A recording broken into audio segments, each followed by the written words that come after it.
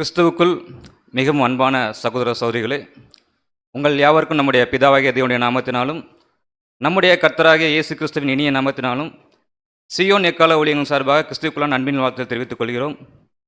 இப்படியாக நமது வாழும் நாட்களில் இந்த ஒரு நாளை கூட கிருபையாக நமக்கு கூட்டி கொடுத்து இந்த ஒரு நாளை நாம் காணும்படியாகவும் மிகவும் விசேஷித்த விதமாக இந்த மாலை வேளையில் சகோதர சகோதரிகளை ஒன்று கூடி முகமுகமாக காண செய்து, அது மட்டுமில்லாது அவருடைய வேதத்துள்ள மகத்துவங்களை தியானிக்கும்படியாக நமக்கு கிருபையும் இறக்கும் பாராட்டின தேவனுக்கு நம் நன்றிகளை எடுத்துக்கொள்ளலாம். இந்த ஒரு கூடியக்கு ஆரம்பமாக நம்ம ஜெபத்தில் அழைத்தும்படி நமது அன்பு சகோதரர் அகஸ்டின் அவர்களை சபையின் சார்பாக கேட்டுக்கொள்கிறோம்.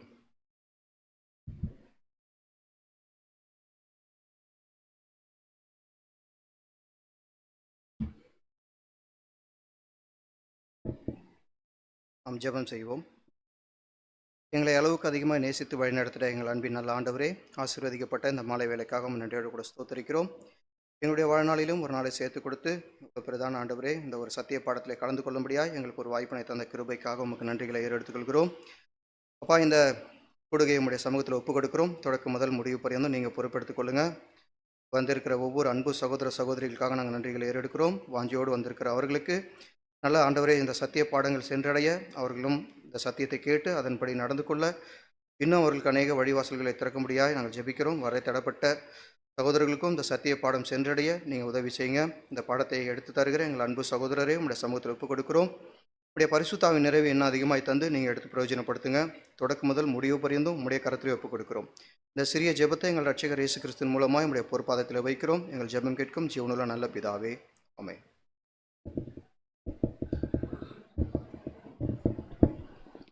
அன்பான சகோதர சகோதரிகளே, நம்ம ஒவ்வொரு வாரமும் நமது வேதத்தில் உள்ள சத்திய வசனங்களை அடிப்படையாக கொண்டு இந்த ஒரு தொடர் வேதாகம பாடங்களை பார்த்து கொண்டு வருகிறோம்.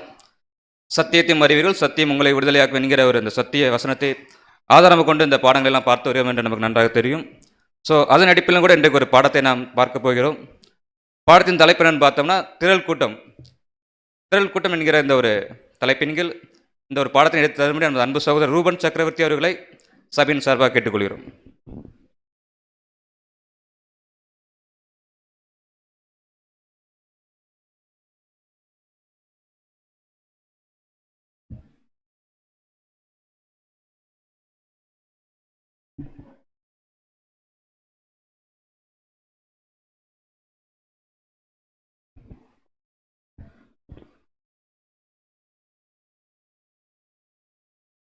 கிறிஸ்து இயேசுவுக்குள் அன்பு அழைக்கப்பட்ட அன்புக்குரிய சகோதர சகோதரிகள் யாவருக்கும் கிறிஸ்துவுக்குள்ளான அன்பையும் வாழ்த்துதலையும் இந்த நேரத்தில் தெரிவித்துக் கொள்கிறோம். தேவன் நம்முடைய வாழ்நாட்களில் ஒரு நாளை நமக்கு என்று கூட்டி கொடுத்து இந்த நாளிலும் கூட அவருடைய மாபெரும் சத்திய வார்த்தைகளை பேசும்படியும் கேட்கும்படியும் நம் அனைவருக்கும் கிருபை செய்திருக்கிறார். ஸோ இப்பேற்பட்ட ஒரு வாய்ப்பை நமக்கு ஏற்படுத்தி கொடுத்து நம்முடைய ஆண்டவராக இயேசு கிறிஸ்துவுக்கு முதலாவதாக நாம் நன்றிகளையும் ஸ்தோத்திரத்தை நாம் எடுத்துக்கொண்டு இந்த வாரத்தினுடைய தொடர் பாடத்துக்குள் நம்ம கடந்து செல்லலாம்.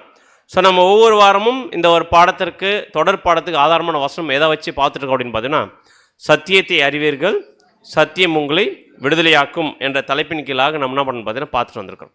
ஸோ இந்த வசனத்தின் அடிப்படையில் நம்ம அநேக சத்திய வசனங்களை பார்க்க நிறைய சத்திய வசனங்கள் மூலமாக இருக்கக்கூடிய சத்தியங்கள் நம்ம கண்டுபிடிக்கும் போது பொய்யிலிருந்தும் அசத்தியிலும் நமக்கு என்ன பண்ணுதுன்னு பார்த்தீங்கன்னா இது விடுதலை ஆக்குதுன்ற விஷயத்த நம்ம எல்லாருக்கும் தெரிஞ்சுதான். ஸோ அதன் அடிப்படையில் கடந்த சில வாரங்களாக என்ன பார்த்துருக்கோம் பார்த்தீங்கன்னா, கிறிஸ்துவின் சபை அப்படின்ற பாடத்தில் நம்ம தொடர்ந்து பார்த்துட்டு வந்திருக்கோம். ஸோ அதன் அடிப்படையில் இன்றைக்கி நாம் பார்க்கக்கூடிய ஒரு பாடத்தின் தலைப்பு என்ன தலைப்பு அப்படின்னு பார்த்தோம்னா, திரள் கூட்டம் அப்படின்ற ஒரு தலைப்பின்களாக நம்ம என்ன பண்ணணும் பார்க்க போகிறோம். ஸோ இந்த திரள் கூட்டம் அப்படின்ற தலைப்பை ஏன் பார்க்கணும் அப்படின்னு பார்த்தோம்னா, நம்ம கடந்த சில வாரங்கள் நம்ம பார்த்த என்ன பாடம்னு பார்த்தோம்னா சபை. ஸோ சபை வகுப்பாரா, அதாவது 144,000 பேரா கிறிஸ்துவோடு கூட மனவாட்டியாய் மகிமையில போய் சேரணும்னா எத்தனை படிகளை கடக்கணும்? 3 படிகளை கடக்கணும். அது என்னென்ன? நம்முடைய ஆண்டவராக இயேசு கிறிஸ்துவோடு கூட இருக்கிறவர்கள் என்னென்ன ஸ்டேஜ் கடந்திருக்கணும்? அழைக்கப்பட்டவர்கள், தெரிந்து கொள்ளப்பட்டவர், உண்மையுள்ள. அப்படின்னு அழைக்கப்பட்டவர்கள் எவ்வளோ பேர்? அநேகர். தெரிந்து கொள்ளப்பட்டவர்கள் சிலர், உண்மையுள்ளவர்கள் 1,44,000 பேர். அப்படின்னா அழைக்கப்படும் போது அநேகராக இருக்கிறாங்க, தெரிந்து கொள்ளப்படும் போது சிலர் ஆகிறாங்க.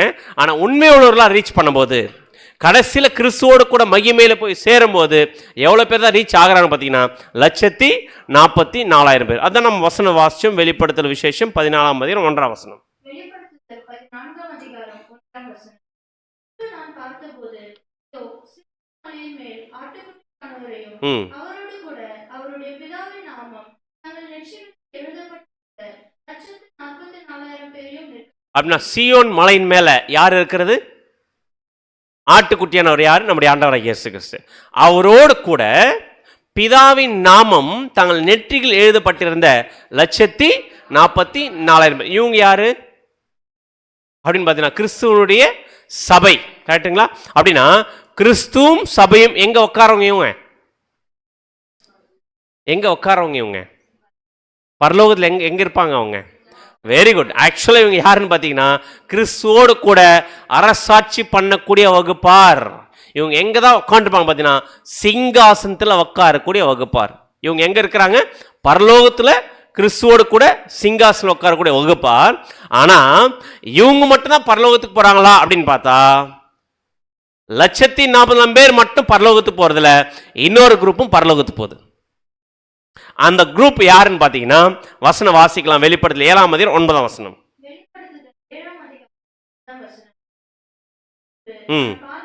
நல்லா கவனிங்க இந்த வசனத்தை.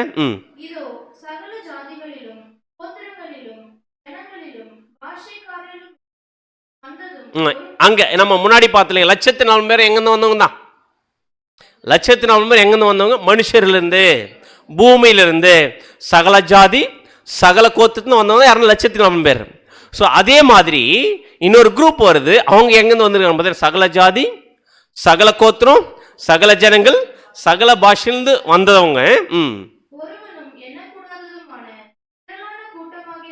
அப்படின்னா இவங்க எப்படிப்பட்டவங்க பார்த்தீங்கன்னா திரளான கூட்டமான ஜனங்கள். ஆனால் இவங்க எங்க இருக்கிறாங்க பார்த்தீங்கன்னா என்ன ட்ரெஸ் போட்டுக்கிறாங்க? ஒயிட் ட்ரெஸ் போட்டுக்கிறாங்க. அடுத்தது கைகள்லாம் பிடிச்சிட்டு இருக்கிறாங்க, குருத்தோலை பிடிச்சிட்டு இருக்கிறாங்க. அப்படின்னா இவங்க சிங்காசனத்தில் உட்காந்துருக்காங்களா, சிங்காசனுக்கு முன்னாடி நிற்கிறாங்களா? ஆக்சுவலா இவங்க எங்க இல்ல, சிங்காசனம் உட்காரல. இவங்க எங்க இருக்கிறாங்க? சிங்காசனம் முன்பாக இருக்காங்க. அப்ப சிங்காசனம் உட்கார்றது யாரு? கிறிஸ்துவும் 140,000 பேர் சிங்காசனம் உட்காந்துருக்கிறாங்க. ஆனா இவங்க எங்க இருக்காங்க பாத்தீங்கன்னா சிங்காசனத்துக்கு முன்பாகவும் ஆட்டுக்குட்டியானவருக்கு முன்பாகும். அப்படின்னா இவங்களும் பரலோகத்துக்கு போறவங்க தான், இவங்களும் பரலோகத்துக்கு போகக்கூடிய வகுப்பார் தான். ஆனா எவ்வளவு பேர் அப்படின்னா இவங்களுக்கு என்ன இல்லை, எண்ணிக்கை இல்லை. ஆனா ஆனா சிங்காசனம் உட்காரலுக்கு எண்ணிக்கை இருக்கா? எவ்வளவு பேர்? 144,000 பேர். ஆனா சிங்காசனத்துக்கு முன்னாடி நிக்கிற பரலோகத்துக்கு போற வகுப்பார் தான் இவங்களும். ஆனா இவங்க சிங்காசனம் உட்கார முன்னாடி நிற்கிறாங்க, இவங்களுடைய எண்ணிக்கை இல்லை. ஆனா இவங்க எங்க நிக்கிறாங்க பாத்தீங்கன்னா முன்னாடி நிற்கக்கூடிய வகுப்பார். ஆனால் இப்போ நம்முடைய கேள்வி, பிரதர் 2 குரூப்பும் பரலோகம் தான் வந்திருக்கு. கரெக்டா? பரலோகம் தான் வந்திருக்கு. ஆனால் இடம் மட்டும் வேற. இவங்க எங்க இருக்கிறாங்க? சிங்காசனம் உட்கார்றாங்க. இவங்க எங்க இருக்கிறாங்க? சிங்காசனம் முன்னாடி நிற்கிறாங்க. இவங்க கவுண்டிங் இருக்கு, இவங்களுக்கு என்ன இல்லை, கவுண்டிங் இல்லை. ஆனால் 2 குரூப் எங்கெல்லாம் போயிருக்கிறாங்க? பரலோகத்துக்கு போயிருக்கு. ஆனால் 2 பேரும் பரலோகத்துக்கு போயிருந்தா கூட 2 பேரும் போன ரூட் வேற. 2 பேர் போன ரூட் வேற, சபை போன ரூட் வேற. இந்த திரள் கூட்ட வகுப்பார் இந்த சிங்காசனம் முன்னாடி நிற்கிறாங்க பார்த்தீங்களா, இந்த திரளான கூட்டம், இந்த குரூப் வந்து போன ரூட் வேற. எந்த ரூட்ல போனாங்க இவங்க? இல்லை அப்படின்னு பார்த்தீங்கன்னா அந்த ரூட்டை பற்றி சொல்லலை. எந்த ரூட்ல இவங்க வந்திருக்காங்க பார்த்தீங்கன்னா வசனம் வாசிக்கலாம். வெளிப்படுத்தல் 7ஆம் அதிகாரம் 13 மற்றும் 14. வெளிப்படுத்துதல் 7ஆம் அதிகாரம் வசனம் 13 முதல்.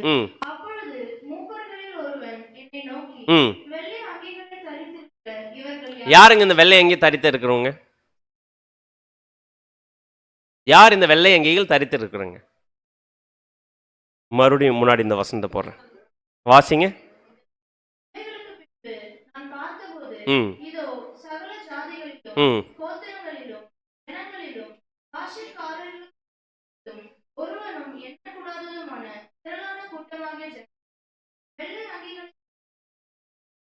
இப்ப அந்த திரள் கூட்டம் என்ன ட்ரெஸ் போட்டுக்குது?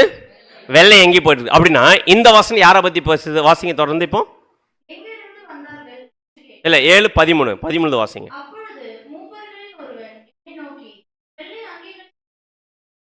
ம். எங்கு இருந்து வந்தார்கள்? ஆக்சுவலாக அப்போஸ்தலன் யோவான் நமக்கு நல்லா தெரியும், இவர் ஒரு விஷன் பார்க்குறாரு.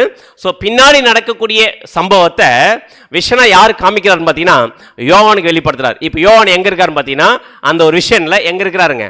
பரலோகத்தில் இருக்கிறார். பரலோகத்தில் இருக்கிற இவர் ஒரு மூப்பரை பார்த்து கேட்கிறார். ஒரு மூப்பர்கள் ஒருவன் என்னை நோக்கி, யாரை நோக்கி? மூப்பர்கள் ஒருத்தர் யோவானை பார்த்து கேட்கிறார். என்ன கேட்கிறார் பார்த்தீங்கன்னா, இந்த வெள்ளை அங்கி தரிச்சிருக்கிறாங்க இல்லையா, இவங்க யாரு அப்படின்னு யாருக்கிட்ட கேட்குறாங்க? யோவான் கிட்ட கேட்குறாங்க. அவங்க எங்கேருந்து வந்தவங்க அப்படின்னு கேட்ட உடனே அதுக்கு யோவான் கொடுக்குற பதில் என்னன்னு பார்த்தீங்கன்னா, வாசிங்க. அதற்கு நான், ஆண்டவனே, உமக்கே தெரியும் என்று. ம் அப்பொழுது அவன், இவர்கள் மிகுந்த உபத்திரவத்திற்கு வந்தவர்கள். ம் இவர்கள் தங்கள் அங்கிகள் ஆட்டுக்குட்டியானவருடைய இரத்தத்தை தோய்த்து விட்டார்கள். அப்படின்னா இந்த வெள்ளை எங்கி தரித்திருக்கிற வகுப்பார் எந்த ரூட்ல வந்திருக்கிறாங்க? வெரி குட், உபத்திரம்ன்ற ரூட்ல வந்திருக்கிறாங்க. உபத்திரவத்தை மத்தியில இவங்க டிராவல் ஆகி வந்திருக்கிறவங்க ஆட்டுக்குட்டியான ஒரு ரத்தத்தில் தோய்த்து வெளுத்திருக்கிறாங்க. அப்படின்னா அந்த ஒயிட் ட்ரெஸ் இந்த உபத்திரத்தில் வரும்போது என்ன ஆக்கப்பட்டிருக்கு? தோய்த்து வெளுக்கப்பட்டிருக்கு. அப்படின்னா சபை வகுப்பார் இந்த ரூட்ல வரமாட்டாங்க. கரெக்டா இல்லைங்களா?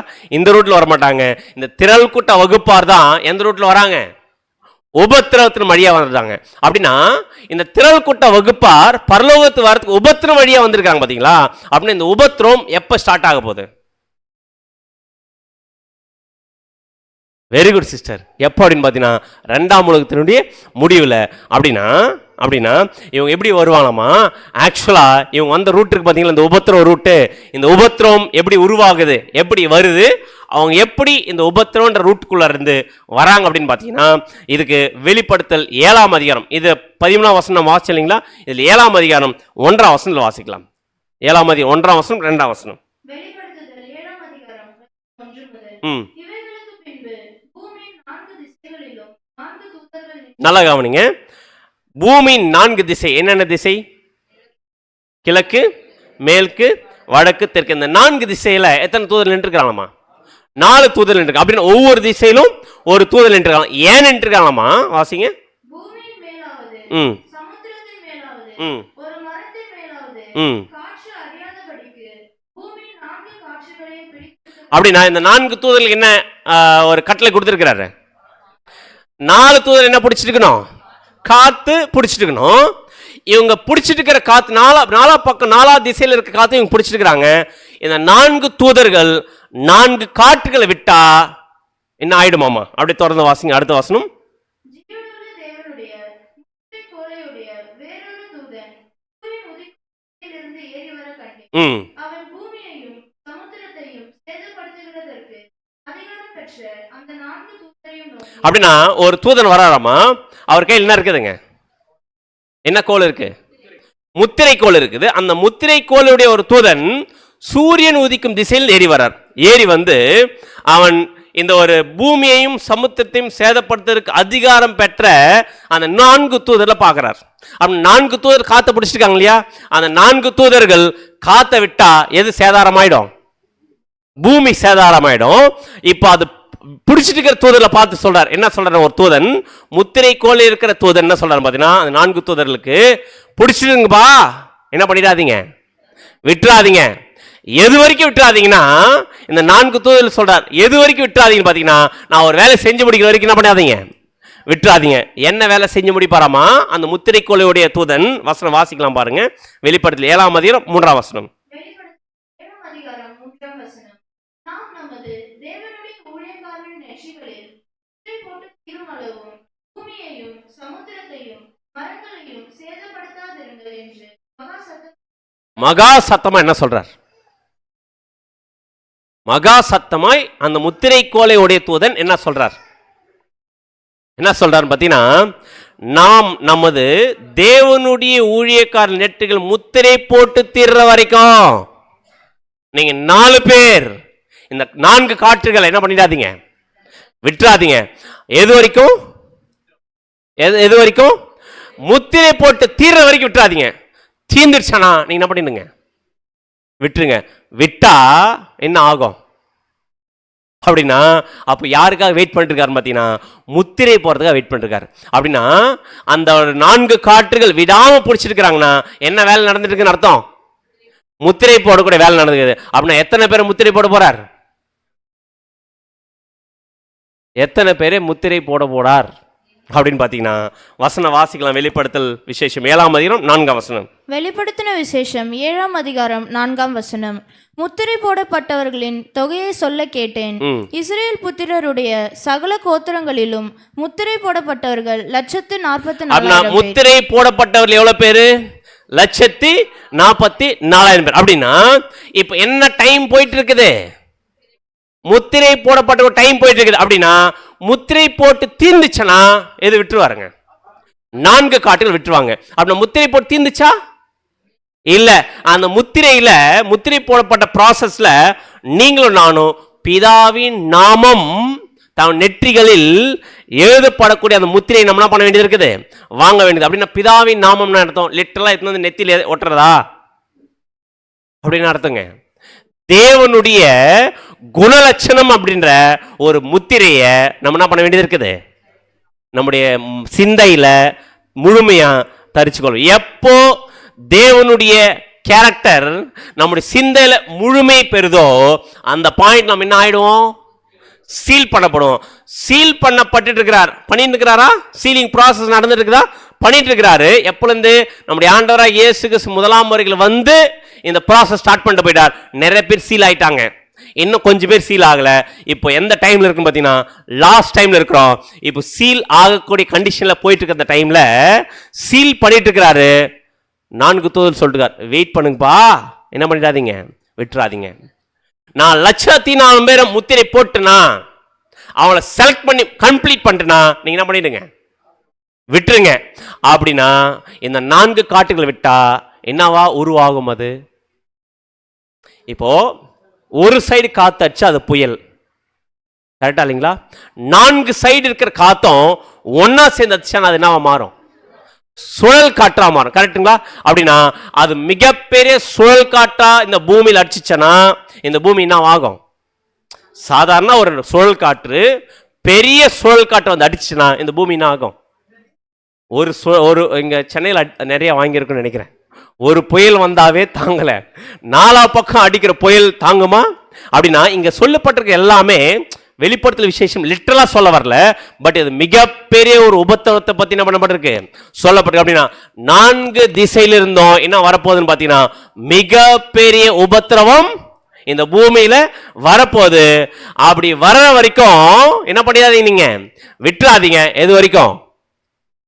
முத்திரை போட்டு தீர்ற வரைக்கும். அதான் வசனம் வாசிக்கிறோம். வெளிப்படுத்தல் 7ஆம் அதிகாரம் 3ஆம் வசனம். வெளிப்படுத்துதல் 7ஆம் அதிகாரம் 3ஆம் வசனம். நாம் நமது தேவனுடைய ஊழியக்காரரின் நெற்றிகளில் முத்திரை போட்டு தீரும் அளவும் பூமியையும் சமுத்திரத்தையும் மரங்களையும் சேதப்படுத்தாதிருங்கள் என்று மகா சத்தமிட்டு கூப்பிட்டான். அப்படின்னா என்ன பண்ணிடாதீங்க, விட்டுறாதீங்கன்னு சொல்லிட்டார். விடல. விட்டா என்ன ஆயிடும் பாத்தீங்கன்னா மிகுந்த உபத்திரம் எங்க வந்துடும்? பூமி வந்துடும். அப்படின்னா சபை வகுப்பார் உபத்திரம் வரும்போது போவாங்களா, உபத்திரம் வர்றதுக்கு முன்னாடியே போயிடுவாங்களா? இந்த 1,400,000 பேர் இந்த பூமியில வரக்கூடிய இந்த 4 காட்டுகள் விடுறதுனால வரக்கூடிய உபத்திரத்தின் மத்தியில போவாங்களா, அதுக்கு முன்னாடியே போயிடுவாங்களா? Very good. வசனம் வாசிக்கலாம் பாருங்க. ஏசாயா 57ஆம் அதிகாரம் 1ஆம் வசனம். ஏசாயா 57ஆம் அதிகாரம் 1ஆம் வசனம். நீதிமான் மடிந்து போகிறான், ஒருவரும் அதை மனதில் வைக்கிறதில்லை.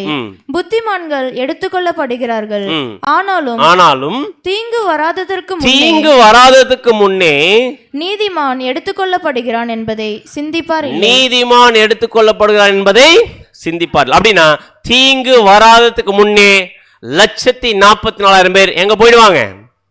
கிறிஸ்துவோட கூட போய் சேர்ந்துருவாங்க. அவங்க சிங்காசனத்துல உட்காந்துருவாங்க. அதுக்கப்புறம் தான் எது வரும்?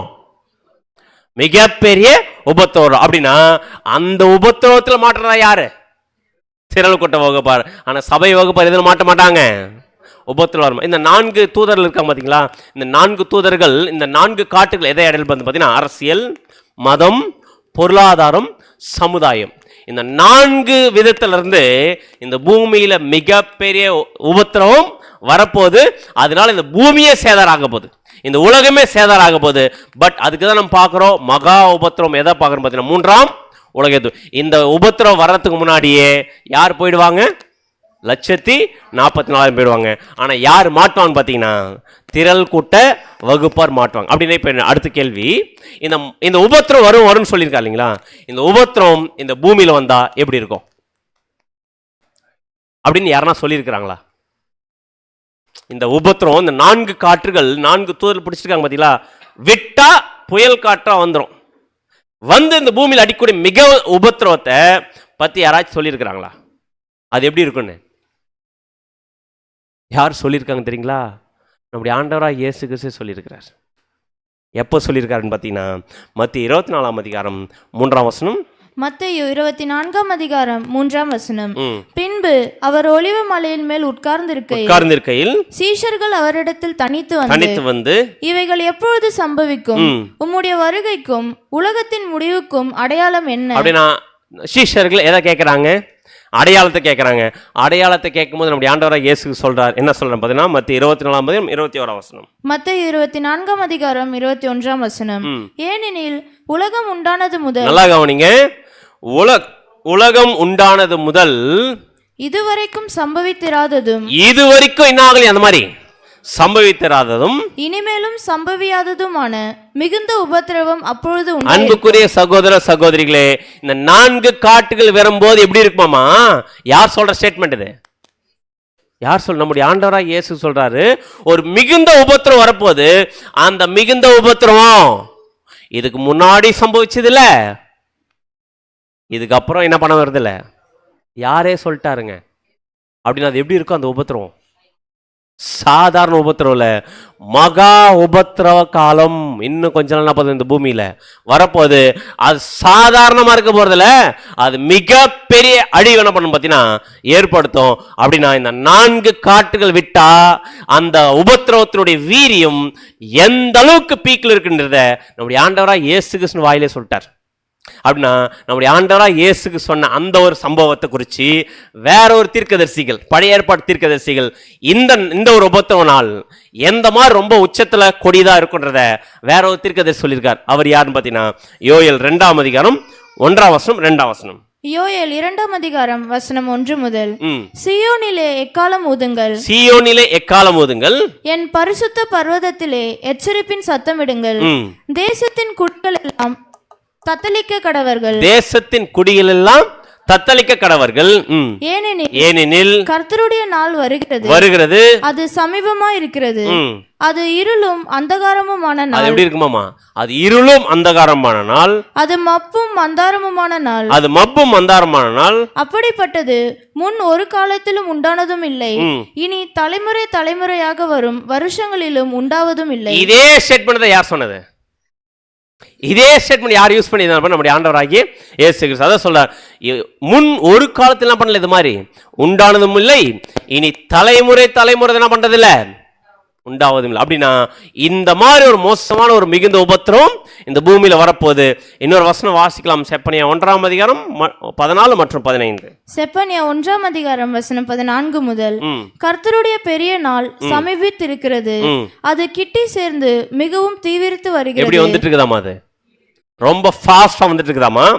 கர்த்தருடைய நாள் என்கிற சத்தத்துக்கு பராக்கிரமசாலி முதலாய் அங்கே மனம் கசந்து அலறுவான். கர்த்தருடைய நாள் என்கிற சத்தத்திற்கு பராக்கிரமசாலி முதலாய் அங்க மனம் கசந்து அலறுவார்னா யாரை பத்தி சொல்லுது தெரியுங்களா? இது இந்த உலகத்திலே ரொம்ப ரொம்ப ரிச்சான வெல்டுடுவா ரொம்ப வளர்ந்த நாடுகள் சொல்லிட்டு எங்களை யாருமே அசைச்சு பார்க்க முடியாது அப்படின்ற கண்டிஷன்ல இருக்கிற அந்த தேசங்களே என்ன பண்ணிடும்? இது அசைச்சுப்பா பராக்கிரமசாலி முதலாய் அங்க மனங்கசந்தனம் பண்ணுவாங்க, அலறுவார்கள்.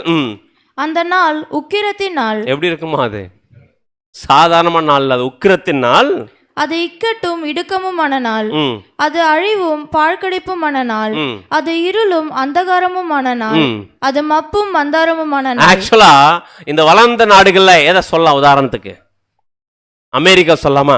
அமெரிக்காவுக்கு ஒரு ஒரு ஒரு சம்பவம் நடந்துச்சு. இந்த டவர் தெரியுதுங்களா? Twin tower. இந்த ட்வின் டவர்ல அடிக்கும் போது அப்பே ஷேக் ஆச்சு. கரெக்டா இல்லைங்களா? அப்பே ஷேக் ஆச்சு. ஆனா இன்னை வரைக்கும் என்ன சொல்லிட்டு இருக்காங்க பாத்தீங்கன்னா, நாங்க எந்த கண்டிஷன்ல இருக்கிறோம்? வளர்ந்த நாடுகள் சொல்லிட்டு இருக்கிறாங்க. பட் என்னதான் வளர்ந்த நாடுகளா இருந்தாலும், இந்த மாதிரி அமெரிக்கா மட்டும் இல்ல, ரஷ்யா, இந்த மாதிரி பெரிய பெரிய நாடுகள் எதுவா இருந்துட்டாலுமே பராக்கிரமசாலி முதலாய் என்ன பண்ணுவாங்க? அந்த மகாபத்திரம் வரும்போது மனம் கசந்து அலறுவாங்க. நம்மளை யாருமே அசைச்சு பார்க்க முடியாத இருக்கிற அந்த தேசங்களை கூட என்ன பண்ணப்படும் பார்த்தீங்கன்னா ஷேக் ஆகிடும். ஸோ இந்த மாதிரி ஒரு சம்பவம் முன்னாடி நடந்ததில்ல, இதுக்கப்புறம் என்ன பண்ண போறதில்ல, நடக்க போறதில்ல. அதே நேரத்தில் இன்னொரு வசனம் வாசிக்கலாம் பாருங்க. செப்பனியா 1ஆம் அதிகாரம் 16 மற்றும் 17. செப்பனியா 1ஆம் அதிகாரம் வசனம் 16 முதல். அது அரணிப்பான நகரங்களுக்கும் உயரமான கொத்தளங்களுக்கும் விரோதமாக எக்காலம் ஊதுகிறதும் ஆர்ப்பரிக்கிறதுமான நாள். மனுஷர் கர்த்தருக்கு விரோதமாக பாவம் செய்தபடியால் அவர்கள் குருடரை போல் நடக்கும்படி நான் அவர்களை வருத்தப்படுத்துவேன். அவர்கள் ரத்தம் புழுதியை போல் சொரியப்படும். அவருடைய ரத்தம், அதாவது அந்த மகாபத்திர டைம்ல அவருடைய ரத்தம் புழுதியை போல் சொரியப்படும். அவர்கள் மாம்சம் எரிவை போல் கிடைக்கும். அவருடைய மாம்சம் என்னவா இருக்குமா?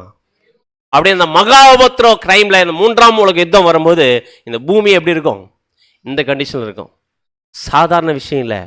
இந்த மாதிரி ஒரு உபத்திரம் நம்முடைய ஆண்டவராக இயேசுக்கு சொன்னதனுடைய தாக்கம் எந்த அளவுக்கு எக்ஸ்ட்ரீமா இருக்குன்றதை இந்த உலகம் என்ன பண்ணும்?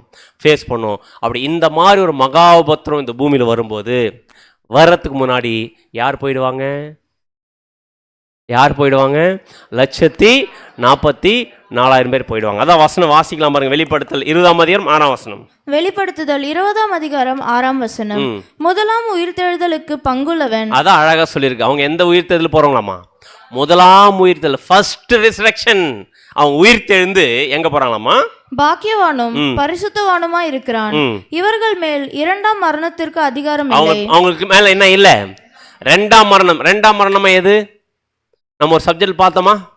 எந்த சப்ஜெக்ட்ல பார்த்தோம்? எங்க? நரகம்ன்ற சப்ஜெக்ட் பார்த்தோம். கெஹன்னா 2ஆம் மரணம். அப்படின்னா நித்திய அழிவு. எந்த காலத்தில் யாரை டச் பண்ண முடியாது? முதலாம் உயிர்த்தெழுதல். அவங்க எந்த ஜீவனுக்கு போறவங்க? இம்மார்டாலிட்டி, சாகாமைக்குரிய ஜீவிகள், சாகாமைக்குரிய தன்மைக்கு போறவங்க. அவங்க பாக்கியவான்கள், பரிசுத்தவானமா இருக்கிறாங்க. அவங்களுக்கு மேலுக்கு என்ன இல்ல? 2ஆம் மரணத்துக்கு அதிகாரம் இல்லை. இவர்கள் தேவனுக்கும் கிறிஸ்துவுக்கும் முன்பாக ஆசாரியராய் இருந்து அவரோடு கூட 1000 வருஷம் அரசாளுவார்கள். முதலாம் உயிர்த்தெழுதல் போகக்கூடிய 1,04,000 பேர் கிறிஸ்துவோடு கூட என்ன பண்ணக்கூடியவங்க?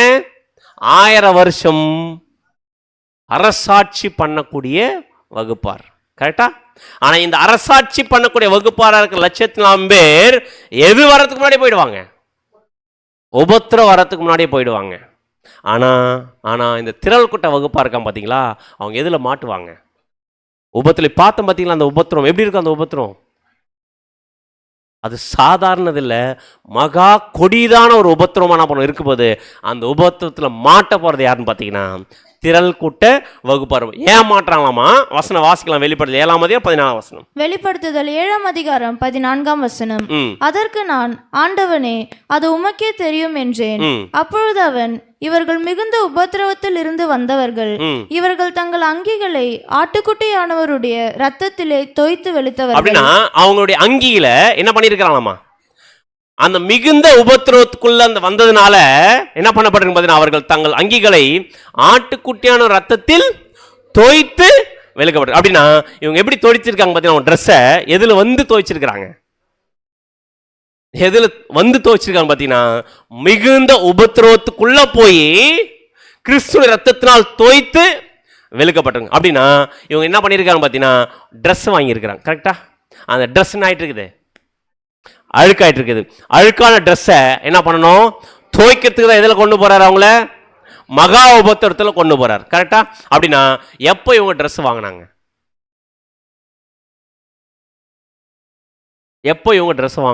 அப்படின்னு பார்த்தீங்கன்னா வசனம் வாசிக்கலாம். கலாத்தியர் 3ஆம் அதிகாரம் 27ஆம் வசனம். கலாத்தியர் 3ஆம் அதிகாரம் 27ஆம் வசனம். ஏனெனில் உங்களில் கிறிஸ்துவுக்குள்ளாக ஞானஸ்தானம் பெற்றவர்கள் எத்தனை பேரோ அத்தனை பேரும் கிறிஸ்துவை தரித்து கொண்டீர்கள். அப்படின்னா என்ன ட்ரெஸ் வாங்கியிருக்கிறாங்க? அப்படின்னா ஞானஸ்நானத்துல, அப்படின்னு நம்ம முன்னாடி எடுத்த அந்த ஞானத்தை பத்தி பேசல, இதுக்கு நம்ம பின்னாடி நம்ம பார்க்க போறோம். அப்படின்னா ஞானஸ்நானத்துல யார ட்ரெஸ்ஸா வாங்கிக்கிறோமா? நம்ம எல்லாருமே கிறிஸ்துவ ட்ரெஸ்ஸை வாங்கிக்கிறோமா?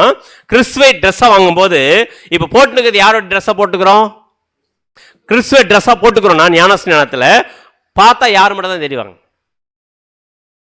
இப்போ நம்மளை பார்த்தா எது மட்டும் தான் தெரியுது? நமக்கு எல்லாரும் போட்டுக்கிற ட்ரெஸ் தெரியுது. இப்போ என்ன பார்க்குறீங்கன்னா எது மட்டும் தான் தெரியுது? ட்ரெஸ் போட்டு. அப்படின்னா கிறிஸ்துவ ட்ரெஸ்ஸாக போட்டுக்கிட்டா யாரும் தெரிவாரு?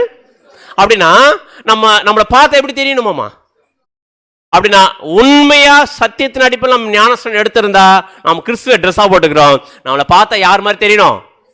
கிறிஸ்து மாதிரி தெரியணும். நம்ம பேசினா யார் மாதிரி பேசணும்? நம்ம வாழ்ந்தா யார் மாதிரி வாழணும்? நம்ம கிரியை செஞ்சா அப்படின்னா நம்ம செய்யக்கூடிய எந்த ஒரு செயலுமே யார் மாதிரி இருக்குன்னு பார்த்தீங்கன்னா கிறிஸ்து மாதிரி தெரியணும். நம்ம போனா என்னன்னு சொல்லணும்? கிறிஸ்து போறாரு பாருங்க அப்படின்னும். கரெக்டா? இவர் தான் உண்மையான கிறிஸ்தவன் அப்படின்னு சொல்லலாம். கரெக்டா இல்லைங்களா? ஆனால் இப்போ எப்படி சொல்றாங்க? வார்த்தையே வேற மாதிரி வருது. இவரெல்லாம் ஒரு கிறிஸ்தவனா? ஆக்சுவலா நம்ம இந்த ட்ரெஸ்ஸை வாங்கன்னு முடிவு பண்ணிட்டா, இந்த ட்ரெஸ்ஸை போட்டோம்னா, கிறிஸ்துவ தரிச்சிட்டா யார் மட்டும் தான் நம்ம வாழ்க்கையில் தெரியணும் அப்படின்னு பார்த்தீங்கன்னா கிறிஸ்து மட்டும் தான் நம்முடைய வாழ்க்கையில் பிரதிபலிக்கக்கூடியவர்களாக இருக்குன்னு பாரு. நம்முடைய சுயத்துக்கும் நம்முடைய விருப்பத்துக்கும் இங்கே என்ன இல்லை, இடம் இல்லை. அப்படின்னா சபை வகுப்பார் கிறிஸ்துன்ற ட்ரெஸ்ஸை என்ன பண்ண மாட்டாங்க? போட்டா ட்ரெஸ்ஸை என்ன பண்ண மாட்டோம் பார்த்தீங்கன்னா அழுக்கு பண்ண மாட்டாங்க. கரெக்டாக? அழுக்கு ஆனால் கூட இம்மிடியட் என்ன பண்ணிடுவாங்க? வாஷ் பண்ணிடுவாங்க. ஆனால் திரள்கூட்ட வகுப்பார் என்ன பண்ண மாட்டாங்க? இவங்க இம்மிடியட்டாக வாஷ் பண்ண மாட்டாங்க. அது என்ன ஆகிடும்? உதாரணத்துக்கு ஒரு ஒயிட் ஷர்ட் இருக்குன்னு, இதில் ஒரு சின்னதாக கரை இருந்துச்சுன்னா சபை வகுப்பார் என்ன பண்ணுவாங்க? திரள்கூட்ட வகுப்பார் என்ன பண்ணுவாங்க? சபை வகுப்பார் உடனே கழுவுவாங்க. திரள்கூட்ட வகுப்பார் என்ன பண்ணுவாங்க? உடனே கழுவ மாட்டாங்க. கரெக்டா இல்லைங்களா? அப்படின்னா நம்ம சபை ஆகணும்னா கரை ஒன்று விழுந்துச்சு நம்முடைய வாழ்க்கையில். கரைன்றது எதை கரையா நம்ம சொல்லலாம்? உதாரணத்துக்கு கோபம், எரிச்சல், பொய், பொறாமை, அதே மாதிரி பாவ வாழ்க்கை, இதெல்லாமே கரை தானே. அப்படின்னா நம்ம ஒரு கிறிஸ்துவ ட்ரெஸ்ஸாக வாங்குறோம்னு வச்சுக்கோங்க. வாங்குறோன்னா உதாரணத்துக்கு ஒரு பொறாமன்ற ஒரு கரை விழுந்துச்சுன்னா என்ன பண்ண? இம்மீடியட்டாக கழுவணும். என்ன பண்ணோம்? தேவனுக்கிட்ட போயிட்டு, தேவனே நான் என்ன பண்ணிட்டேன்? ஒரு சகோதரி மேலே பொறாமப்பட்டுட்டேன், எரிச்சல் அடைஞ்சிட்டேன், கோவப்பட்டுன்னு போயிட்டு என்ன பண்ண? இம்மீடியட்டாக கழுவிட்டா நம்ம என்ன ஆகிறதுக்கு வாய்ப்பு இருக்கு? சபையாகிறது வாய்ப்பு இருக்கு. ஆனால் திரள்கூட்ட வகுப்பு என்ன பண்ணுவாங்கன்னு பார்த்தீங்கன்னா கரை விழும்போது நிறைய கரைகள் விழும் இல்லையா? விழும்போது அடடே என்னவா இருக்குது, இதே ஒரு டிசைனாக இருக்கே அப்படின்ட்டு கரையெல்லாம் நிறைய விழும்போது ஸ்பாட்ஸ் வரும் இல்லையா? விழும்போது நிறைய கரைகள் சேர்த்து வச்சுக்கிட்டு அடிக்கடிக்கு அது துவைக்கணும். என்ன பண்ணிக்கலாம்? மொத்தமாக சேர்த்து துவைச்சிக்கலாம் அப்படின்ட்டு சேர்த்து வச்சிடறாங்க. சேர்த்து வைக்கிறதுனால ட்ரெஸ் முழுக்க நம்ம கரையாகுது. ஆனால் சபை வகுப்பார் உண்மை உள்ளவர்கள் இம்மீடியட்டா தேவனுக்கு பிடிக்காத விஷயத்தை செஞ்ச உடனே என்ன பண்ணுவாங்க? தேவனுக்கிட்ட போய் மன்றாடி தேவனுக்கிட்ட என்ன பண்ணுவாங்கன்னு பார்த்தீங்கன்னா மன்னிப்பை வாங்குவாங்க. அப்படி நம்ம யோசிச்சு பார்க்கலாம் நம்ம எந்த கேட்டரில் இருக்கிறோம். அப்படின்னா நம்ம இம்மிடியட் நம்ம தேவனுடைய சத்தியத்துக்கு விரோதமாக தவறு பண்ணுறோன்னா இம்மிடியட்டாக தேவன்கிட்ட போயிட்டு சரணடைஞ்சிட்டு மன்னிப்பை வாங்கி இம்மிடியட் நம்முடைய கரைகளை கழுவக்கூடியவர்களாக இருக்கிறோமா இல்லையான்னு செக் பண்ணி பார்க்கணும். இல்லைன்னா சேர்த்து வச்சுக்கணும்னு வச்சுக்கோங்க. சேர்த்து வச்சுக்கிட்டா என்ன பண்ண முடியாது? சாதாரணமாக துவைச்சா போயிடுமா? பிரதர், ஒயிட் ஷர்ட்டில் லைட்டாக கரை வந்துச்சுன்னா என்ன பண்ணுவாங்க? உடனே லைட்டாக என்ன பண்ணுவாங்க? சோப்பு கழுவிடா போயிடும். நிறைய கரை ஆயிடுச்சு என்ன பண்ணுவாங்க அப்படின்னு பார்த்தீங்கன்னா அவ்வளோ சீக்கிரத்தில் போகாது. அதுக்கு ஒரு ஆளை வச்சுருப்பாங்க. அவர் என்ன பண்ணுவார்னு பார்த்தீங்கன்னா அந்த மொத்தம் ஒயிட் ஷர்ட்டில் இருக்கிற மொத்த கரையும் துவைச்சு எடுக்கிறதுக்கு என்ன பண்ணுவார் பார்த்தீங்கன்னா நல்லா தண்ணியை கொதிக்க வைப்பார். யாருங்க அவர்? அந்த வண்ணார் துவைக்கிறாங்க பார்த்தீங்களா? அவங்க என்ன பண்ணுவாங்க? நல்லா தண்ணியை சூடு பண்ணி அந்த நல்லா கொதிக்கிற தண்ணியில் வெள்ளாவி போட்டு எதை உள்ள வைப்பார்? அந்த ஷர்ட்டையை உள்ளே எடுத்துகிட்டு போயிட்டு வச்சு தொவின்னு துவைப்பார். அப்போ தான் எது போகும்? கரை போகும். அதே மாதிரி தான் திரள்கூட்ட வகுப்பார் அவங்க பண்ணக்கூடிய தவறுகளுக்கு பாவங்களை இம்மிடியட்டாக தேவன்ட்டு போய் மன்னிப்பை வாங்காம அந்த கரையை கிளீன் பண்ணாம சேர்த்து வச்சுக்கிறதுனால நம்முடைய ஆண்டவர் என்ன பண்ணுறாரு பார்த்தீங்கன்னா இந்த கரையை துவைக்கிறதுக்கு நல்லா என்ன வேணும்? நல்லா ஹீட் வேணும். அந்த ஹீட் தான் எதுன்னு பார்த்தீங்கன்னா மிகுந்த உபத்திரவம். அதான் வசனம் வாசிக்கணும் பாருங்க. வெளிப்படுத்தல் 7ஆம் அதிகாரம் 17ஆம் வசனம். வெளிப்படுத்துதல் 7ஆம் அதிகாரம் 14ஆம் வசனம். ம். அதற்கு நான், ஆண்டவனே, அது உமக்கே தெரியும் என்றேன். ம். அப்பொழுது அவன், இவர்கள் மிகுந்த உபத்திரவத்தில் இருந்து வந்தவர்கள். ம். இவர்கள் தங்கள் அங்கிகளை ஆட்டுக்குட்டியானவருடைய ரத்தத்திலே தோய்த்து வெளுத்தவர்கள். ஆட்டுக்குட்டியானவர் ரத்தத்தில் தோய்த்து வெளுத்திருக்கிறாங்க. அதை தோய்த்து வெளுக்கிறதுக்கு எங்க கூட்டு போயிருக்கிறார் பாத்தீங்கன்னா, மிகுந்த உபத்திரவத்துல கூட்டு போயிருக்காங்க. அப்படின்னா இந்த மிகுந்த உபத்திரவம் யாருக்கு தேவையில்லை? சபைக்கு தேவையில்லை. ஏன்னா அவங்க விழக்கூடிய கரைகளை இம்மீடியட்டா கழுவக்கூடியவங்க. இம்மீடியட் இதுதான் சத்திய வசனம் சொல்லுதா? சத்திய வசனத்துக்கு இம்மீடியட்டா கீழ்ப்படியக்கூடியவர்கள் சபையை போக முடியும். இல்ல இன்னைக்கு இப்படி இருந்துக்கலாம், நாளைக்கு பார்த்துக்கலாம், நாளைக்கு மாறிக்கலாம், அப்புறம் மாறிக்கலாம் அப்படின்னு நினைச்சிட்டே இருந்தோம்னா, சேர்த்து வச்சுட்டே இருந்தா அதை தோய்க்கிறதுக்கு எங்க அமிச்சிருவார் நம்முடைய ஆண்டவர்? மகா உபத்தில் போய் விட்டுருவார். ஸோ அப்படி மகா உபத்தில் போய் தோய்ச்சி வெளுத்துட்டு வந்தா சிங்காசனம் கொடுத்துருவாரா? சிங்காசனம் என்னதான் தோய்ச்சி வெளுத்துட்டு வந்தா கூட அவங்க எங்க உட்கார முடியாது பார்த்தீங்கன்னா, சிங்காசனத்துல உட்கார முடியாது. வசனம் வாசிக்கலாம். வெளிப்படுத்தல் 7ஆம் அதிகாரம் 15ஆம் வசனம். வெளிப்படுத்துதல் 7ஆம் அதிகாரம் 15ஆம் வசனம். ம். ஆனபடியால் ம். இவர்கள் தேவனுடைய சிங்காசனத்திற்கு முன்பாக இருந்து ம். இரவும் பகலும் அவருடைய ஆலயத்திலே அவரை சேவிக்கிறார்கள். சேவிப்பார்கள். சிங்காசனத்தின் மேல் வீற்றிருக்கிறவர் இவர்களுக்குள்ளே வாசமாயிருப்பார். அப்படின்னா இவங்க எங்க நிக்கிறவங்க அப்படின்னு பாத்தீங்கன்னா, சிங்காசனத்தில் உட்கார்றது லட்சத்தில் அம்பேர். இம்மிடியட்டா கரைகளை கழுவிக்கிறவங்க. சிங்காசனுக்கு முன்னாடி நிக்கிறது. எப்படிதான் பரலோகத்துக்கு வரணும்னா ட்ரெஸ்ஸை எப்படிதான் பண்ணி ஆகணும்? பர்ஃபெக்டா பியூரா வச்சுக்கணும். கிறிஸ்துவ ட்ரெஸ்ஸை கிளீனா வச்சுக்கிட்டா மட்டும்தான் பரலோகத்துக்கு போக முடியும். ஆனா ஒரு குரூப் இம்மிடியட்டா கரைகளை கிளீன் பண்ணி போயிடுறாங்க, சிங்காசனம் உட்காந்துடுறாங்க. ஆனா இன்னொரு குரூப் கிளீன் பண்ணி போகுது, ஆனா எங்க உட்கார முடியல? சிங்காசனம் உட்கார முடியல. எங்க நிக்குது? சிங்காசனம் முன்னாடி நிக்குது. அப்படின்னா இவங்க கரையாச்சு இல்லைங்களா? எப்படி இவங்க கரைப்படுத்திக்கினாங்க? எப்படி இவங்க கரைப்படுத்திக்கினாங்க அப்படின்றத ஒரு புஸ்தகத்தில் இருக்குது. அந்த புஸ்தகம் கிறிஸ்தவர்களா இருக்க நம்ம படிக்காத புஸ்தகம். அது எந்த புஸ்தகம்? வெளிப்படுத்தின புஸ்தகம் அது இல்லை.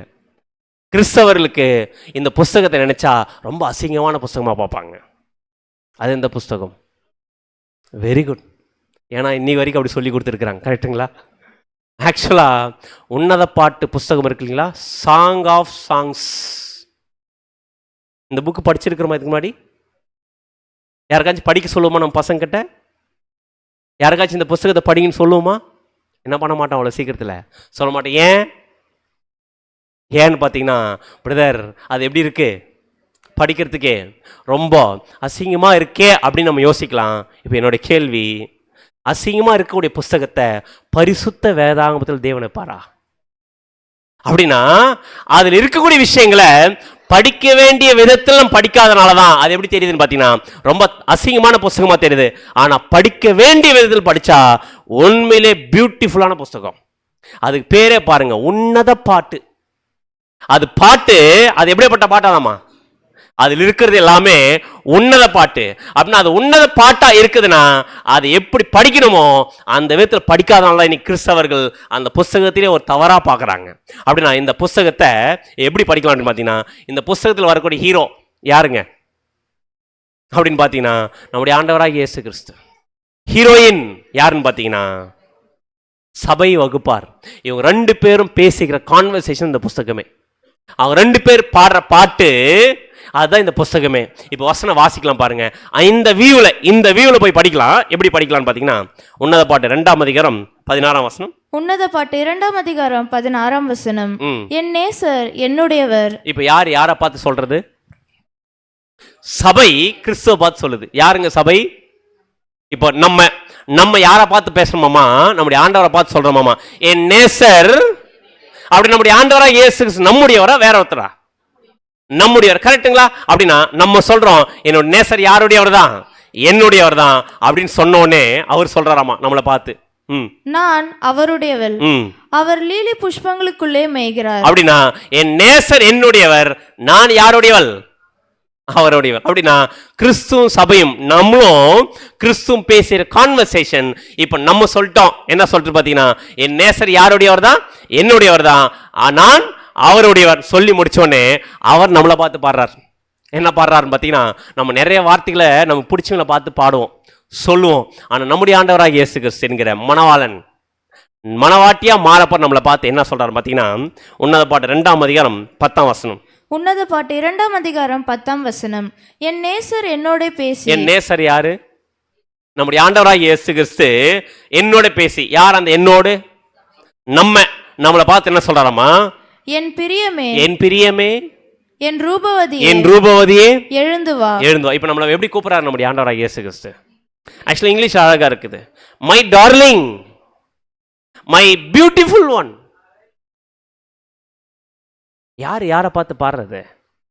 நம்முடைய ஆண்டவராக இயேசு கிறிஸ்து என்கிற மணவாளன் அவருடைய மணவாட்டியா மாறப்போற சபையை பார்த்து நம்மளை பார்த்து சொல்றாரு, என் பிரியமே, என் ரூபவதியே, என்ன பண்ணு, எழுந்து வா. இப்ப எங்க இருக்கிறோம் நம்ம?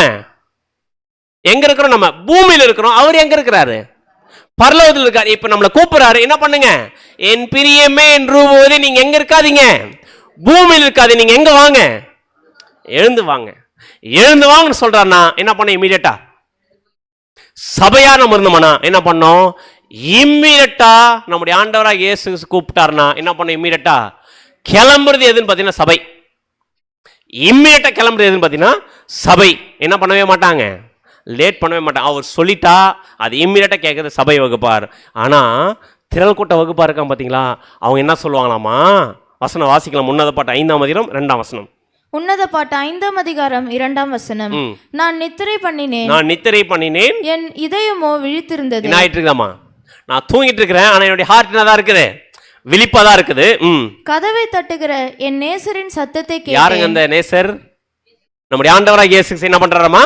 கதவை தட்டுற நேசருடைய சத்தத்தை கேட்டேன். என் சகோதரியே, என்னென்ன சொல்லி தட்டுறாராமா? என் சகோதரியே, என் பிரியமே, என் பிரியமே, என் புறாவே, என் புறாவே, என் உத்தமியே, என் உத்தமியே, கதவை திற, கதவை திற. என் தலை பனியினாலும் என் தலைமயிர் இரவில் பெய்யும் தூறலினாலும் நனைந்து. இந்த வார்த்தைய யாருக்கு அதிகமாக யூஸ் பண்ணுவாங்க? இந்த வார்த்தையை பொதுவா யாருக்கு யூஸ் பண்ணுவாங்க பார்த்தீங்கன்னா, யாரை நம்ம ரொம்ப நேசிக்கிறோமோ அவங்கள இந்த வார்த்தையை யூஸ் பண்ணுவோம். இப்போ நம்முடைய ஆண்டவராக இயேசு கிறிஸ்து நம்மளை பார்த்து இந்த வார்த்தையை சொல்றாருன்னா, என் சகோதரியே, என் பிரியமே, என் புறாவே, என் உத்தமியே அப்படின்னு சொல்லி என்ன பண்ண சொல்றாரு? கதவை திற அப்படின்னு சொல்றாரா இல்லையா? அப்படின்னா கதவை தட்டுற சத்தம் கேட்குதா நமக்கு? கேட்குதா கேட்கலீங்களா? தட்டுறாரா இல்லைங்களா? தட்டுறாருன்றத எங்க வாசிக்கலாம் தெரியுங்களா? எங்க வாசிக்கலாம் பார்த்தீங்கன்னா, வெரி குட் பிரதர், வெளிப்படுத்துற விசேஷம் 3ஆம் அதிகாரம் 20. எங்கெங்கெல்லாம் லிங்க் இருக்கு பாருங்க. அப்படின்னா வசனம் வாசிக்கலாம். வெளிப்படுத்தல் 3ஆம் அதிகாரம் 20ஆம் வசனம். வெளிப்படுத்துதல் 3ஆம் அதிகாரம் 20ஆம் வசனம். இதோ வாசற்படியிலே நின்று தட்டுகிறேன், ஒருவன் என் சத்தத்தை கேட்டு கதவை திறந்தால். என்ன சத்தம் நம்முடைய ஆண்டவராக இயேசு கொடுக்கிறார்? தட்டுற இந்த டோரை வந்து தட்டுனுக்கிறாரா? எதை தட்டுறார்? இதய கதவை தட்டுறாரா? தட்டும் போது என்ன கொடுக்குறாரு பார்த்தீங்கன்னா, சத்தம் வருதா? யாருடைய சத்தம்? என்ன சத்தம் நமக்கு கேட்குது? நம்முடைய ஆண்டவர் பேசக்கூட சத்தம் கேட்குது. எது அவருடைய சத்தம்? எது அவருடைய சத்தம்? Very good brother. வசனம்ன்றத வசனத்துக்குள்ள இருக்கிற சத்தியங்கள். அப்படின்னா வாரம் நாம் கேட்கக்கூடிய சத்தியங்கள் யார் கொடுக்குற சத்தம்? நம்முடைய ஆண்டவராக இயேசு கொடுக்கிற சத்தம். ஒருவனின் சத்தத்தை கேட்டு கதவை திறந்தால் அப்படின்னு அர்த்தம். நம்முடைய ஆண்டவராக இயேசு கொடுக்கக்கூடிய சத்தியத்தை கேட்டு எதை திறக்கணும்? எந்த கதவை? இதய கதவை திறந்தால் அவனிடத்தில் நான் பிரவேசித்து அவனோட போஜனம் பண்ணுவேன், அவனும். அப்படின்னு அர்த்தம். நம்முடைய ஆண்டவராக இயேசு கிறிஸ்துவோட சத்தியத்தை யார் கொடுக்கிறாராமா? நமக்கு கொடுக்கிறாராமா. நம்மளும் யார் கூட சேர்ந்து சாப்பிட போறோமாமா? அப்படின்னா சபை இந்த மாதிரி சத்திய வசனத்தை நம்முடைய ஆண்டவராக இயேசு கொடுக்கும்போது சபை எப்படி கீழ்ப்படியும்? அப்படின்னா இந்த இடத்துல யாரை வச்சு ஸ்கேன் பண்ணணும்? இந்த இடத்துல யாரை வச்சு ஸ்கேன் பண்ணணும் பார்த்தீங்கன்னா, நம்மளை வச்சு ஸ்கேன் பண்ணணும். இப்போ நம்முடைய ஆண்டவராக இயேசு கூப்பிட்றாரா? வாரம் சத்தியம் என்கிற சத்தம் கொடுக்குறாரா? கொடுக்குற சத்தத்தை கேட்ட உடனே என்ன பண்ண ஆரம்பிக்கணும்? இம்மீடியட்டா கீழ்ப்படியணும். உத்தமியே அப்படின்றாருன்னா முழு உத்தம இருதயத்தோட எதை கீழ்ப்படியணும்? கேட்கக்கூடிய சத்தியத்துக்கு கீழ்ப்படிறவங்க சபை. கரெக்டா? கீழ்ப்படிறவங்க சபை. ஆனால் திரள் கூட்ட வகுப்பாரா இருக்கிறவங்க எப்படி பண்ணுவாங்களாமா? வசனம் வாசிக்கலாம் பாருங்க. உன்னத பாட்டு 5ஆம் அதிகாரம் 3ஆம் வசனம். உன்னத பாட்டு 5ஆம் அதிகாரம் 3ஆம் வசனம். என் வஸ்திரத்தை கழற்றி போட்டேன். நான் என்ன பண்ணிட்டேன்? தட்டுறாருங்க. நம்ம என்ன பண்ணிட்டு படுத்துட்டு இருக்கு. ஆனால் அவனுடைய ஹார்ட் என்ன பண்ணியிருக்குது? விழிப்பாக தான் இருக்குது. தட்டுற சத்தம், கூப்பிட்ற சத்தம் எல்லாம் கேட்குது. சபை அந்த என்ன பண்ணுவாங்க? இமீடியட்டாக வந்து கதவை திறப்பாங்க. ஆனால் இந்த அம்மா என்ன பண்ணாமா? என் வஸ்திரத்தை என்ன பண்ணிட்டேன்? கழட்டி போட்டேன். நான் எப்படி அதை திரும்பவும் உடுப்பேன்? என் பாதங்களை நான் கழுவினேன். என்ன பண்ணிட்டேன்? என் பாதத்தை கழுவிட்டு என்ன பண்ணிட்டேன்? படுத்துட்டேன். நான் எப்படி அவைகளை திரும்பவும் அழுக்காக்குவேன் அப்படின்னு என்ன சொல்லிட்டு இருக்கு இந்த அம்மா? ஆக்சுவலாக நம்முடைய ஆண்டவராக இயேசு கூப்பிட்ற சத்தத்தை கேட்டு என்ன பண்ணிட்டு இருக்குது? உடனே வர மைண்ட் வரல, உடனே வர மைண்ட் வரல, லேட் பண்ணுது, டிலே பண்ணுது. கொஞ்சம் நேரம் கழிச்சு போலாம் அப்படின்ற மைண்ட் செட் யாருக்குன்னு பார்த்தீங்கன்னா இந்த கூட்டத்துக்கு இருக்குது. அப்படின்னா கொஞ்சம் யோசிச்சு பாருங்க. அந்த அம்மா என்ன பண்ணிச்சு? போயிட்டு படுத்துச்சு. அப்படின்னா இது தூங்குற டைமா? நம்ம வாழ்ந்துருக்க டைம் தூங்குற டைமான்னு கேட்குறேன். ஆக்சுவலாக நம்ம எதுக்கான பிள்ளைகள்? எதுக்கான பிள்ளைகளாமா? தூங்குற டைம் இல்லை. நம்ம எப்படிப்பட்ட பிள்ளைகள்னு சொல்லிட்டு அப்போஸ்தலன் பவுல் சொல்றாரு பார்த்தீங்கன்னா 1 தெசலோனிக்கர் 5ஆம் அதிகாரம் 5 மற்றும் 6. 1 தெசலோனிக்கர் 5ஆம் அதிகாரம் வசனம் 5 முதல். நீங்கள் எல்லோரும் வெளிச்சத்தின் பிள்ளைகளும் பகலின் பிள்ளைகளுமா இருக்கிறீர்கள். அப்ப நம்ம எல்லாம் எப்படி இருக்கணுமா? வெளிச்சத்தின் பிள்ளைகள், பகலின் பிள்ளைகளா இருக்கிறோம். அடுத்தது, நாம் இரவுக்கும் இருளுக்கு உள்ளானவர்கள் அல்லவே. இரவுக்கும் இருளுக்கு உள்ளானவர்கள் அல்லவே. ஆகையால் மற்றவர்கள் தூங்குகிறது போல நாம் தூங்காமல் விழித்துக் கொண்டு தெளிந்தவர்களாக இருக்க. ஆக்சுவலா எப்படி இருக்க வேண்டியது இருக்குது? டைம் பார்த்தா ரொம்ப விழிப்பா இருக்க வேண்டியதா இருக்குது. கிறிஸ்துவோட சத்தியத்தை கேட்ட உடனே இம்மிடியட்டா கீழ்ப்படியக்கூடிய ஒரு மைண்ட் செட்ல நம்ம இருக்க வேண்டியது இருக்குது. கரெக்டா இல்லைங்களா? இந்த மாதிரி இருக்க வேண்டிய நம்ம எப்படி இருக்கிறோமாமா? நிறைய டைம்ல இப்படி இருக்கிறோமாமா? என்ன பண்ணிட்டோம்? லேட் பண்ணிட்டு இருக்கிறோம்மா. அது மட்டும் இல்லாம உன்னத பாட்டு 5ஆம் அதிகாரம் 6ஆம் வசனம். உன்னத பாட்டு 5ஆம் அதிகாரம் 6ஆம் வசனம்.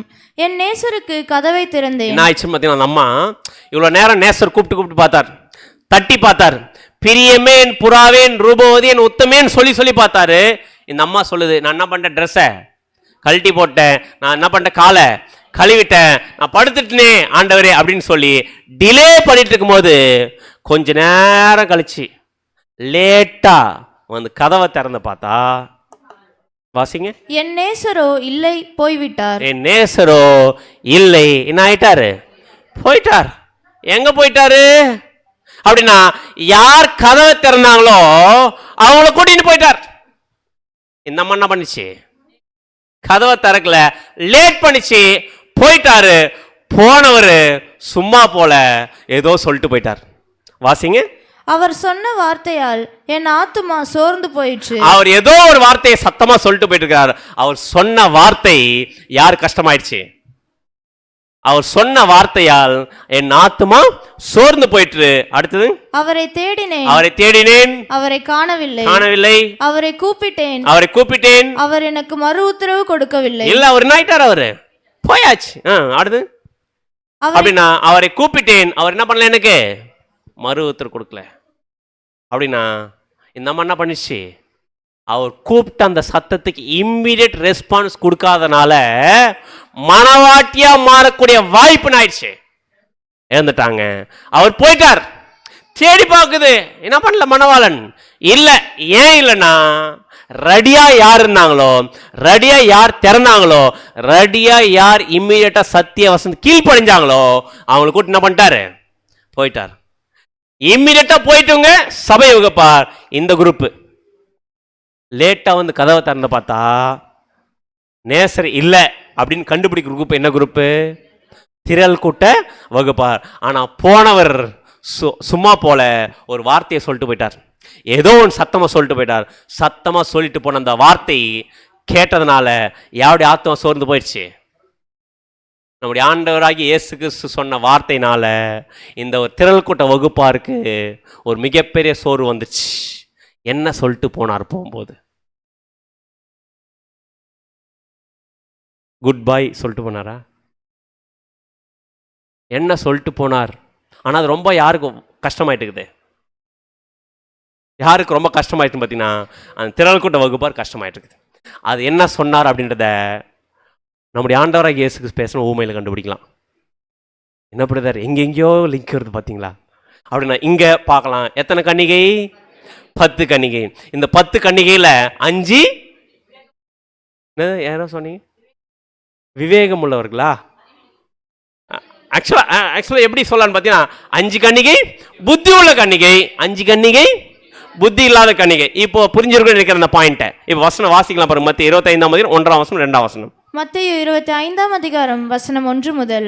அப்பொழுது பரலோக ராஜ்யம் தங்கள் தீவட்டிகளை பிடித்துக்கொண்டு மணவாளனுக்கு எதிர்கொண்டு போக புறப்பட்ட 10 கன்னிகைகளுக்கு ஒப்பாயிருக்கும். அப்படின்னா 10 கன்னிகை இருக்கிறாங்க. 10 பேருமே யார் தான்? 10 பேருமே கன்னிகைகள் தான். யாருக்கு எதிர்கொண்டு போறாங்க? மணவாளனுக்கு எதிர்கொண்டு போறாங்க. அந்த மணவாளன் யாரு? நம்முடைய ஆண்டவராக இயேசு. நம்முடைய ஆண்டவராக இயேசு கிறிஸ்து என்கிற மணவாளனுக்கு ஏன் எதிர்கொண்டு போறாங்க பார்த்தீங்கன்னா, யாரா மாறத்துக்காக எதிர்கொண்டு போறாங்க? மணவாட்டியா மாறத்துக்கு எதிர்கொண்டு போறாங்க. அப்படி போறவங்க அவர்களில் 5 பேர் புத்தி உள்ளவர்களும் 5 பேர் புத்தி இல்லாதவர்களுமா இருந்தார்கள். அப்படி போனவங்க 5 பேர் எப்படிப்பட்டவங்க? ரொம்ப புத்தி உள்ளவர்கள், 5 பேர் புத்தி இல்லாதவர்கள். ஸோ அப்படி போயிட்டு இருக்கிறவங்க மணவாளன் வருவார் எதிர்கொண்டு போறவங்க என்ன ஆயிடுச்சுன்னு பார்த்தீங்கன்னா லேட் ஆயிடுச்சு. யார் வரத்துக்கு? மணவாளன் வர லேட் ஆனவன என்ன பண்ணிட்டாங்க? இவங்க என்ன பண்ணிட்டாங்க? தூங்கிட்டாங்க. வசனம் வாசிக்கலாம் 25:5. மத்தேயு 25ஆம் அதிகாரம் 5ஆம் வசனம். மணவாளன் வர தாமதித்த போது அவர்கள் எல்லாரும் நித்திரை மயக்கம் அடைந்து தூங்கிவிட்டார்கள். எவ்வளவு பேர்? எத்தனை பேர் தூங்கினாங்க? 5 பேர் தூங்கினாங்க, 10 பேர் தூங்கினாங்களா? ஆக்சுவலா எல்லாருமே தூங்கிட்டாங்க. கரெக்டா? எல்லாருமே தூங்கிட்டாங்க. தூங்கிட்டு இருக்கிறாங்க எல்லாரும் 10 பேருமே. திடீர்னு ஒரு சத்தம் நடுராத்திரியில. என்ன சத்தம் அப்படின்னு பாத்தீங்கன்னா வசனம் வாசிக்கலாம் 6 மற்றும் 7. மத்தேயு 25ஆம் அதிகாரம் வசனம் 6 முதல். நடுராத்திரியிலே இதோ மணவாளன் வருகிறார், அவருக்கு எதிர்கொண்டு போக புறப்படுங்கள் என்கிற சத்தம் உண்டாயிற்று. அப்பொழுது அந்த கன்னிகைகள் எல்லாரும் எழுந்திருந்து தங்கள் தீவட்டிகளை ஆயத்தப்படுத்தினார்கள். அப்படின்னா இப்ப மணவாளன் இது நடுராத்திரில சத்தம் வந்துச்சு. இதோ மணவாளன் வருகிறார், அவருக்கு எதிர்கொண்டு போகும் சத்தம் வந்தோடனே 10 பேர் என்ன பண்றாங்க? எந்திரிச்சுக்கிறாங்க. எந்திரிச்சு என்ன பண்றாங்க? கன்னிகைகள் எல்லாருமே தீவெட்டி எடுத்து விளக்கு ஏற்றும் போது 5 பேருக்கிட்ட என்ன இருக்கு? எண்ணெய் இருக்கு. 5 பேர்கிட்ட என்ன இல்லை? எண்ணெய் இல்லை. என்ன ஆகுதுன்னு பார்த்தீங்கன்னா வசனம் வாசிக்கலாம் 25ஆம் அதிகாரம் 8 மற்றும் 9. மத்தேயு 25ஆம் அதிகாரம் வசனம் 8 முதல். புத்தி இல்லாதவர்கள் புத்தி உள்ளவர்களை நோக்கி, உங்கள் எண்ணெயில் எங்களுக்கு கொஞ்சம் கொடுங்கள், எங்கள் தீவட்டிகள் அணைந்து போகிறது என்று. அப்படின்னா புத்தி உள்ளவர்கள் எதை எடுத்துட்டு வந்திருக்கிறாங்க? வரும்போதே எண்ணெயை கூட எடுத்து வந்திருக்கிறாங்க. புத்தி இல்லாதவர்கள் எண்ணெய் கூட எடுத்துன்னு வரல. ஆனா எண்ணெய் தீர்ந்து போற கண்டிஷன் ஆயிடுச்சு. இப்போ புத்தி இல்லாதவர்கள் புத்தி உள்ளவர்களை பார்த்து கேட்கறாங்க. என்ன சொல்றாங்க பார்த்தீங்கன்னா, எங்களுக்கு எண்ணெய் ஆயிடுச்சு, தீர்ந்து போயிடுச்சு, எங்களுக்கு என்ன பண்ணுங்க, கொஞ்சம் எண்ணெயை கொடுங்க சொன்னோடனே இவங்க தான் யாரு? எண்ணெய் வச்சுருக்கிறவங்க யாரு? புத்தி உள்ளவர்கள். புத்தி உள்ளவர்கள் வந்து புத்தி இல்லாதவர்கள் புத்தி உள்ளவர்கள் வந்து கேட்கறாங்க, எண்ணெயை கொஞ்சம் என்ன பண்ணுங்க கொடுங்கன்னு சொன்னோடனே புத்தி உள்ளவர்கள் ரொம்ப புத்தியா சொல்றாங்க. என்ன சொல்றாங்க பாத்தீங்கன்னா வாசிங்க. புத்தி உள்ளவர்கள் பிரதியுத்தரமாக அப்படி அல்ல, எங்களுக்கும் உங்களுக்கும் போதாமல் இராதபடி நீங்கள் விற்கிறவர்களிடத்தில் போய் உங்களுக்காக வாங்கிக் கொள்ளுங்கள் என்றார்கள். புத்தியா என்ன சொல்றாங்க பாத்தீங்கன்னா, உங்களுக்கு எனக்கு 10ஆம் போகாதபடிக்கு நீங்க என்ன பண்ணுங்க, விற்கிறவங்க கிட்ட போய் வாங்கிக்கிங்க அப்படின்னு சொன்னோடனே இப்ப புத்தி இல்லாதவர்கள் எங்க போக ஆரம்பிச்சிட்டாங்க? எண்ணெய் வாங்க போக ஆரம்பிச்சாங்க. போக ஆரம்பிச்சவங்க போன டைம்ல யார் வந்துட்டது? மணவாள் வந்துட்டாரு. புத்தி உள்ளவர்கள் எண்ணெயை கையில் வச்சிட்டு இருந்த புத்தி உள்ளவர்கள், விளக்கு நல்லா எரிய வச்சிருந்த புத்தி உள்ளவர்கள் எதுக்குள்ள என்டர் ஆயிட்டாங்க? மணவாளன் கூட உள்ள கல்யாணம் விருந்துக்குள்ளர என்ன பண்ணிட்டாங்க பார்த்தீங்கன்னா என்டர் ஆயிட்டாங்க. ஸோ என்டர் ஆயிட்டாங்க. என்டர் ஆனதுக்கு அப்புறமா புத்தி இல்லாத எண்ணெய் வாங்கிட்டு வந்தாங்க இல்லையா? வாங்கிட்டு வரும்போது என்ன நடந்துச்சுன்னு பார்த்தீங்கன்னா வசனம் வாசிக்கலாம் 10 மற்றும் 12. வசனம் 10 முதல். அப்படியே அவர்கள் வாங்க போனபோது மணவாளன் வந்துவிட்டார். ஆயத்தமா இருந்தவர்கள் அவரோட கூட கல்யாண வீட்டுக்குள் பிரவேசி. யார் ரெடியா இருந்தாங்களோ அவங்க எங்க போயிட்டாங்க? கல்யாண வீட்டுக்குள். இவங்க யாரு? ஆயத்தமா இருந்தவங்க கல்யாண வீட்டுக்கு போயிட்டாங்க. புத்தி உள்ளவர்கள் யாருன்னு கேட்கிறேன். Very good. 1,44,000 புத்தி உள்ளவர்கள் ரெடியா இருந்தாங்க. எங்க போயிட்டாங்க? மணவாளன் கூட உள்ள போயிட்டாங்க. அடுத்தது கதவும் அடைக்கப்பட்டுச்சு. கதவு அடைக்கப்பட்டுச்சுன்னா அதுக்கப்புறம் யாராச்சும் உள்ள போக முடியுமா? போக முடியும். 1,40,000 பேர் கிறிஸ்துடைய மனவாட்டியா மாறிட்டாங்கன்னா எது க்ளோஸ்? Door close. க்ளோஸ் ஆயிடுச்சுன்னா அடுத்து யாருமே எங்க போக முடியாது, ஒருத்தர் கூட எங்க போக முடியாது. பார்த்தீங்கன்னா உள்ள போக முடியாது. கதவு அடைக்கப்பட்டுச்சு. கதவு அடைக்கப்பட்டதுக்கு அப்புறமா யார் ஓடி வராங்கன்னு பார்த்தீங்கன்னா புத்தி இல்லாதவங்க. எண்ணெய் இல்லாதவங்க எங்க ஓடி வராங்க பார்த்தீங்கன்னா திரும்பி எண்ணெயை வாங்கிட்டு வந்து பார்த்தா என்ன ஆயிடுச்சுன்னு பார்த்தீங்கன்னா வாசிங்க 11ஆம் வசனம். பின்பு மற்ற கன்னிகைகளும் வந்து ஆண்டவரே ஆண்டவரே எங்களுக்கு திறக்க வேண்டும் என்றார்கள். டோர் க்ளோஸ் ஆயிடுச்சு. இவங்க என்ன ஆயிட்டாங்க? ரெடியா இருந்தாங்களா லேட்டா வந்தாங்களா? லேட்டா வந்ததுனால என்ன ஆயிடுச்சு? டோர் க்ளோஸ் ஆயிடுச்சு. டோர் க்ளோஸ் ஆனது தான். 1,44,000 பேரோட செலக்ஷன் முடிஞ்சதான். யாருக்காகும் எதுக்காகும்? நம்முடைய ஆண்டவராக இயேசு கிறிஸ்து டோர் ஓப்பனே பண்ண மாட்டார். முடிஞ்சுதான். லாக் பண்ணிட்டானா முடிஞ்சு. கல்யாண விருந்துக்குள்ளற மணவாளன் மணவாட்டி உள்ள போயிட்டாங்கன்னா அதோட லாஸ்ட் யார் ரிஜெக்ட்? புத்தி உள்ளவர்கள் அக்செப்ட், புத்தி இல்லாதவர்கள் ரிஜெக்ட். சாதாரண ரிஜெக்ஷன் இல்லை. நீங்கள் யோசிச்சு பாருங்க, இந்த உலகத்தில் நிறைய ரிஜெக்ஷன் வாங்கியிருப்போம். கரெக்டாக இல்லைங்களா? என்ன ரிஜெக்ஷன் வாங்கியிருப்போம்னு பார்த்தோம்னா, ஒருவேளை வேலையில் இன்டர்வியூ போகும்போது உங்களுக்கு இந்த வேலை கிடைக்காது. முன்னாடி இருக்கிற கிடைச்சி செலக்ட் ஆகிட்டு இருப்பாரு. பின்னாடி நம்ம நிறைய டைமில் வேலை கிடைக்காம ரிஜெக்ட் ஆகிருக்கிறது வாய்ப்பு இருக்கா இல்லையா? அந்த ரிஜெக்ஷன் ஃபீல் பண்ணியிருக்கிறோமா? அதே நேரத்தில் யாராச்சும் நமக்கு தெரிஞ்சவங்க நல்ல க்ளோஸாக இருக்கிற ஃப்ரெண்ட்ஸோ இல்லை நல்ல க்ளோஸாக இருக்கிற நம்ம ரிலேட்டிவ்ஸோ நம்மளை ரிஜெக்ட் பண்ணுறாங்கன்னு வச்சுக்கோங்க, எப்படி இருக்கும் அந்த பெயின்? எவ்வளோ பெயினாக இருக்கும். ஆஃப்டர் ஆல் வேலை, இந்த வேலையில் இன்னொரு வேலையை வாங்கிக்கலாம். ஆனா இந்த உலகத்துக்குரிய இந்த வேலையிலே நமக்கு ரிஜெக்ஷன் ஃபேஸ் பண்ணது இவ்வளவு பெயினா இருக்குன்னா இதெல்லாம் டெம்பரவரி. ஆனா நம்முடைய ஆண்டவராக இயேசு கிறிஸ்து மனவாட்டி வாய்ப்புல 1,40,000 பேர் வாய்ப்புல நம்மளை ரிஜெக்ட் பண்ணிட்டாரனா அது எட்டர்னல் ரிஜெக்ஷன். அதுக்கப்புறம் நம்முடைய ஆண்டவராக இயேசு நம்மளை மனவாட்டியா என்ன பண்ணவே மாட்டாரு, அக்செப்ட் பண்ணிக்க மாட்டார். க்ளோஸ் ஆனது வந்தாங்க இந்த 5 புத்தி இல்லாத கன்னிகை வந்து என்ன பண்றாங்க, கேட்குறாங்க ஆண்டவர்கிட்ட, ஆண்டவரே எங்களுக்கு என்ன பண்ண கொஞ்சம் திறங்க, இப்போ நாங்கள் சாக்ரிஃபைஸ் பண்றோம், இப்போ நாங்கள் கீழ்படுறோம் அப்படின்னு கேட்டா நம்முடைய ஆண்டவர் அங்க அந்த அம்மா லேட்டா வந்து கதவை திறந்துச்சு இல்லைங்களா, திறங்கும்போது யார் இல்லை, மணவாள்கிட்ட அவர் என்ன பண்ணிட்டாரு, போயிட்டாரு. யாரை கூட்டின்னு போயிட்டாரு, புத்தி உள்ளவர்கள் கூட்டின்னு போயிட்டாரு. புத்தி இல்லாதவர்கள் மாட்டிக்கிட்டாங்க. வந்து திறந்து பார்த்தா நேசர் இல்லை. ஆனால் அவர் என்ன சொல்லிட்டு போயிட்டார் பார்த்தீங்கன்னா, ஏதோ ஒன்று சொல்லிட்டு போயிட்டார். சொன்ன வார்த்தை யாருக்கு ரொம்ப கஷ்டமாயிடுச்சு, அந்த புத்தி இல்லாத கன்னிகைக்கு கஷ்டமாயிடுச்சு. என்ன சொல்லிட்டு போனார்னு பார்த்தீங்கன்னா, வசனம் வாசிக்கலாம். 25ஆம் அதிகாரம் 12ஆம் வசனம். 12ஆம் வசனம்.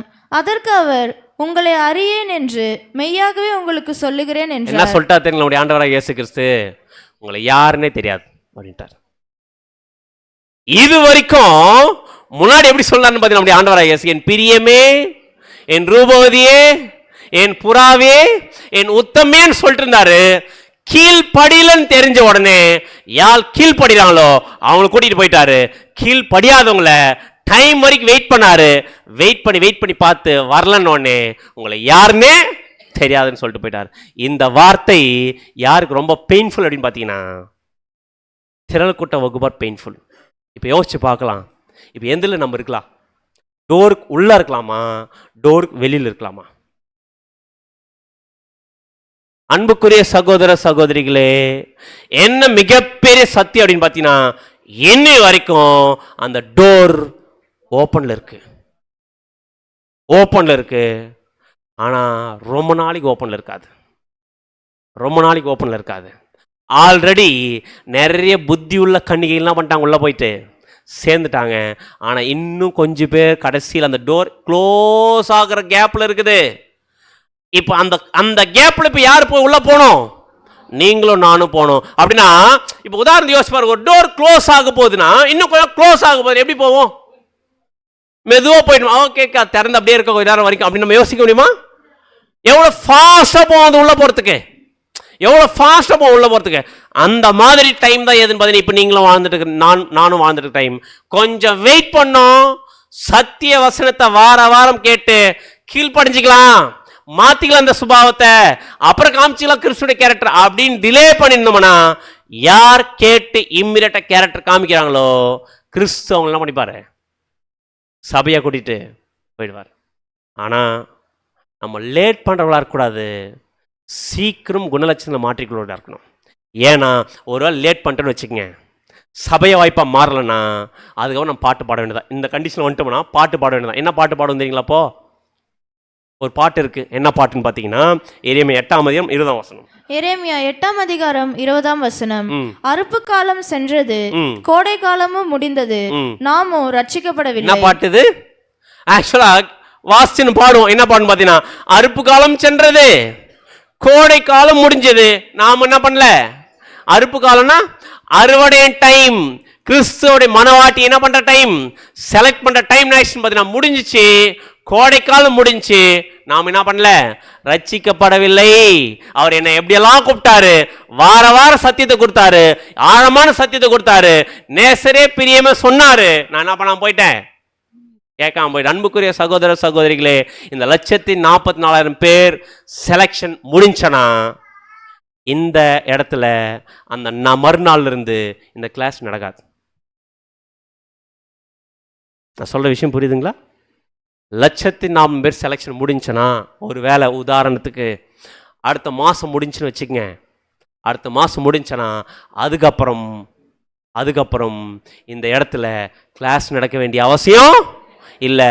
எதுக்காக என் கிளாஸ் நடத்தினுக்காரு தெரியுங்களா? நம்முடைய ஆண்டவராக இயேசு கிறிஸ்து அப்படின்னு பார்த்தீங்கன்னா இம்மிடியட்டாக சத்தியத்தை கேட்டு கீழ்ப்படிஞ்சு மனவாட்டியா 1,04,000 பேரில் ஒருத்தராக மாறுவதற்காக தான் இந்த பாடங்கள் நம்முடைய ஆண்டவராக இயேசு கிறிஸ்து பண்ணிருக்கிறாருங்க, கொடுத்துருக்கிறார். ஆனால் டிலே பண்ணோம். அதுக்கப்புறம் பிரதர் வார வாரம் இந்த கிளாஸ் கிடைச்சே மறுபடியும் கிடைக்காதா அப்படின்னு கேட்டா முடிஞ்சுதான் அப்படின்னா இது எவ்வளோ பெரிய பொக்கிஷமான டைம், எவ்வளோ பெரிய ப்ரீஷியஸான ட்ரூத்து. நம்ம இந்த உலக பிரகாரமான இந்த காரியத்துக்காக இந்த சத்தியத்தை கேட்கறதுலையோ இந்த சத்தியத்தை கீழ்ப்படிதையோ மிஸ் பண்ணலாமா? யாருக்காச்சும் விட்டு கொடுக்கலாமா? இந்த ட்ரூத்தை விட்டே கொடுத்துக்கூடாது. விட்டு கொடுத்தோம்னா நம்முடைய ஆண்டவராக இயேசு கிறிஸ்து க்ளோஸ் பண்ணுவார் எதை, வாய்ப்பை. அப்படின்னா நம்ம யாராக இருக்கணும் பார்த்தீங்கன்னா 10 கன்னிகைகள். என்ன கன்னிகைகளாக இருக்கணும்? புத்தி உள்ள கன்னிகைகளாக இருக்கணும். புத்தி உள்ள கன்னிகைகள் தான் பற்றி சொல்லும்போது அப்போஸ்தலன் பவுல் எப்படி சொல்கிறார் பார்த்து நம்மளை பார்த்து 2 கொரிந்தியர் 11:2.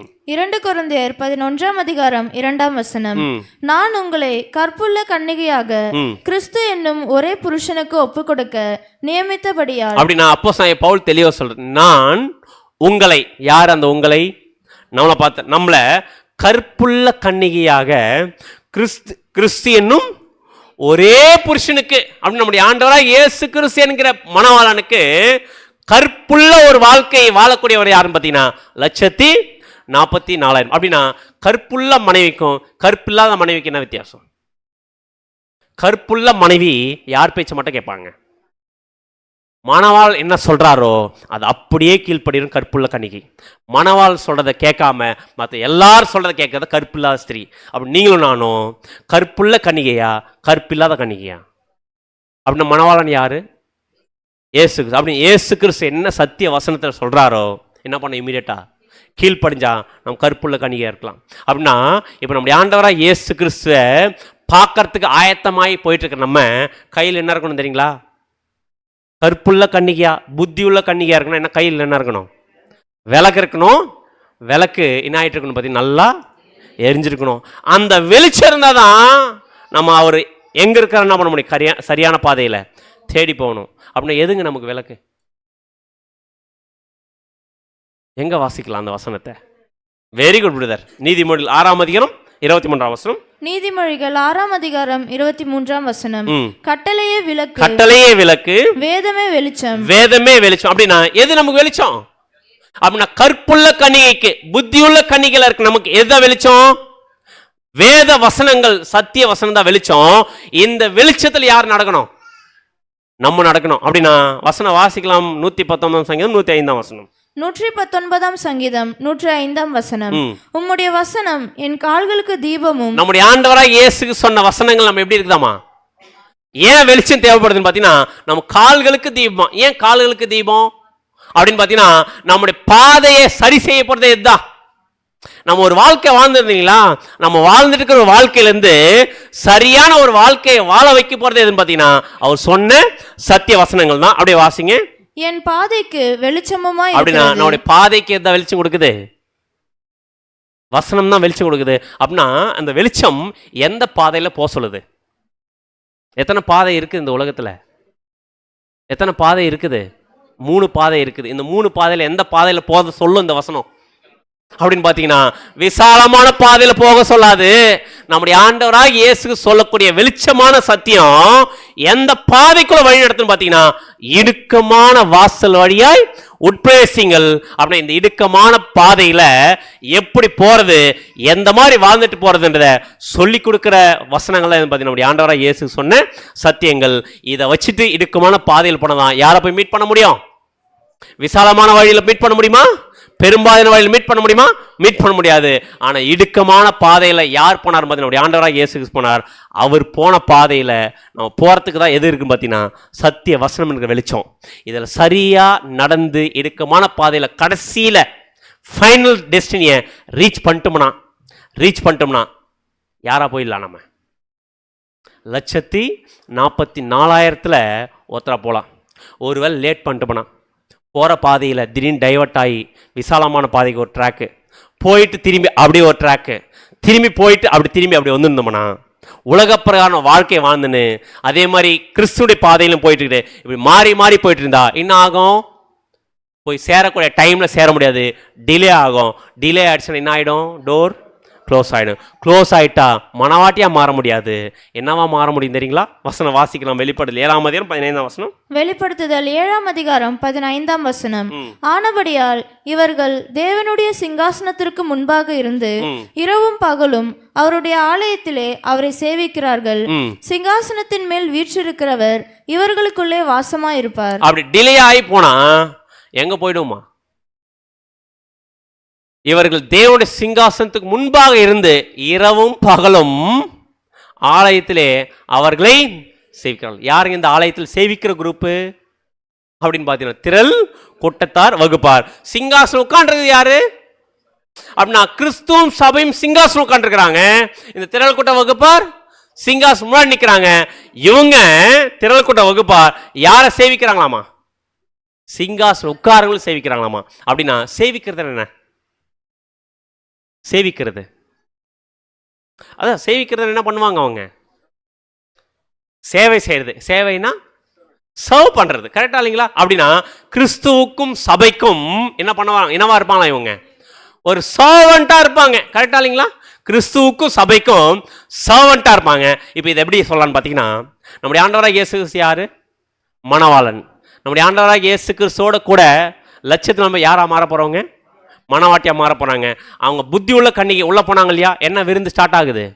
கல்யாண விருந்து. கரெக்டுங்களா? அப்படின்னா யார் யாருக்கு மேரேஜ் நடக்க போகுது?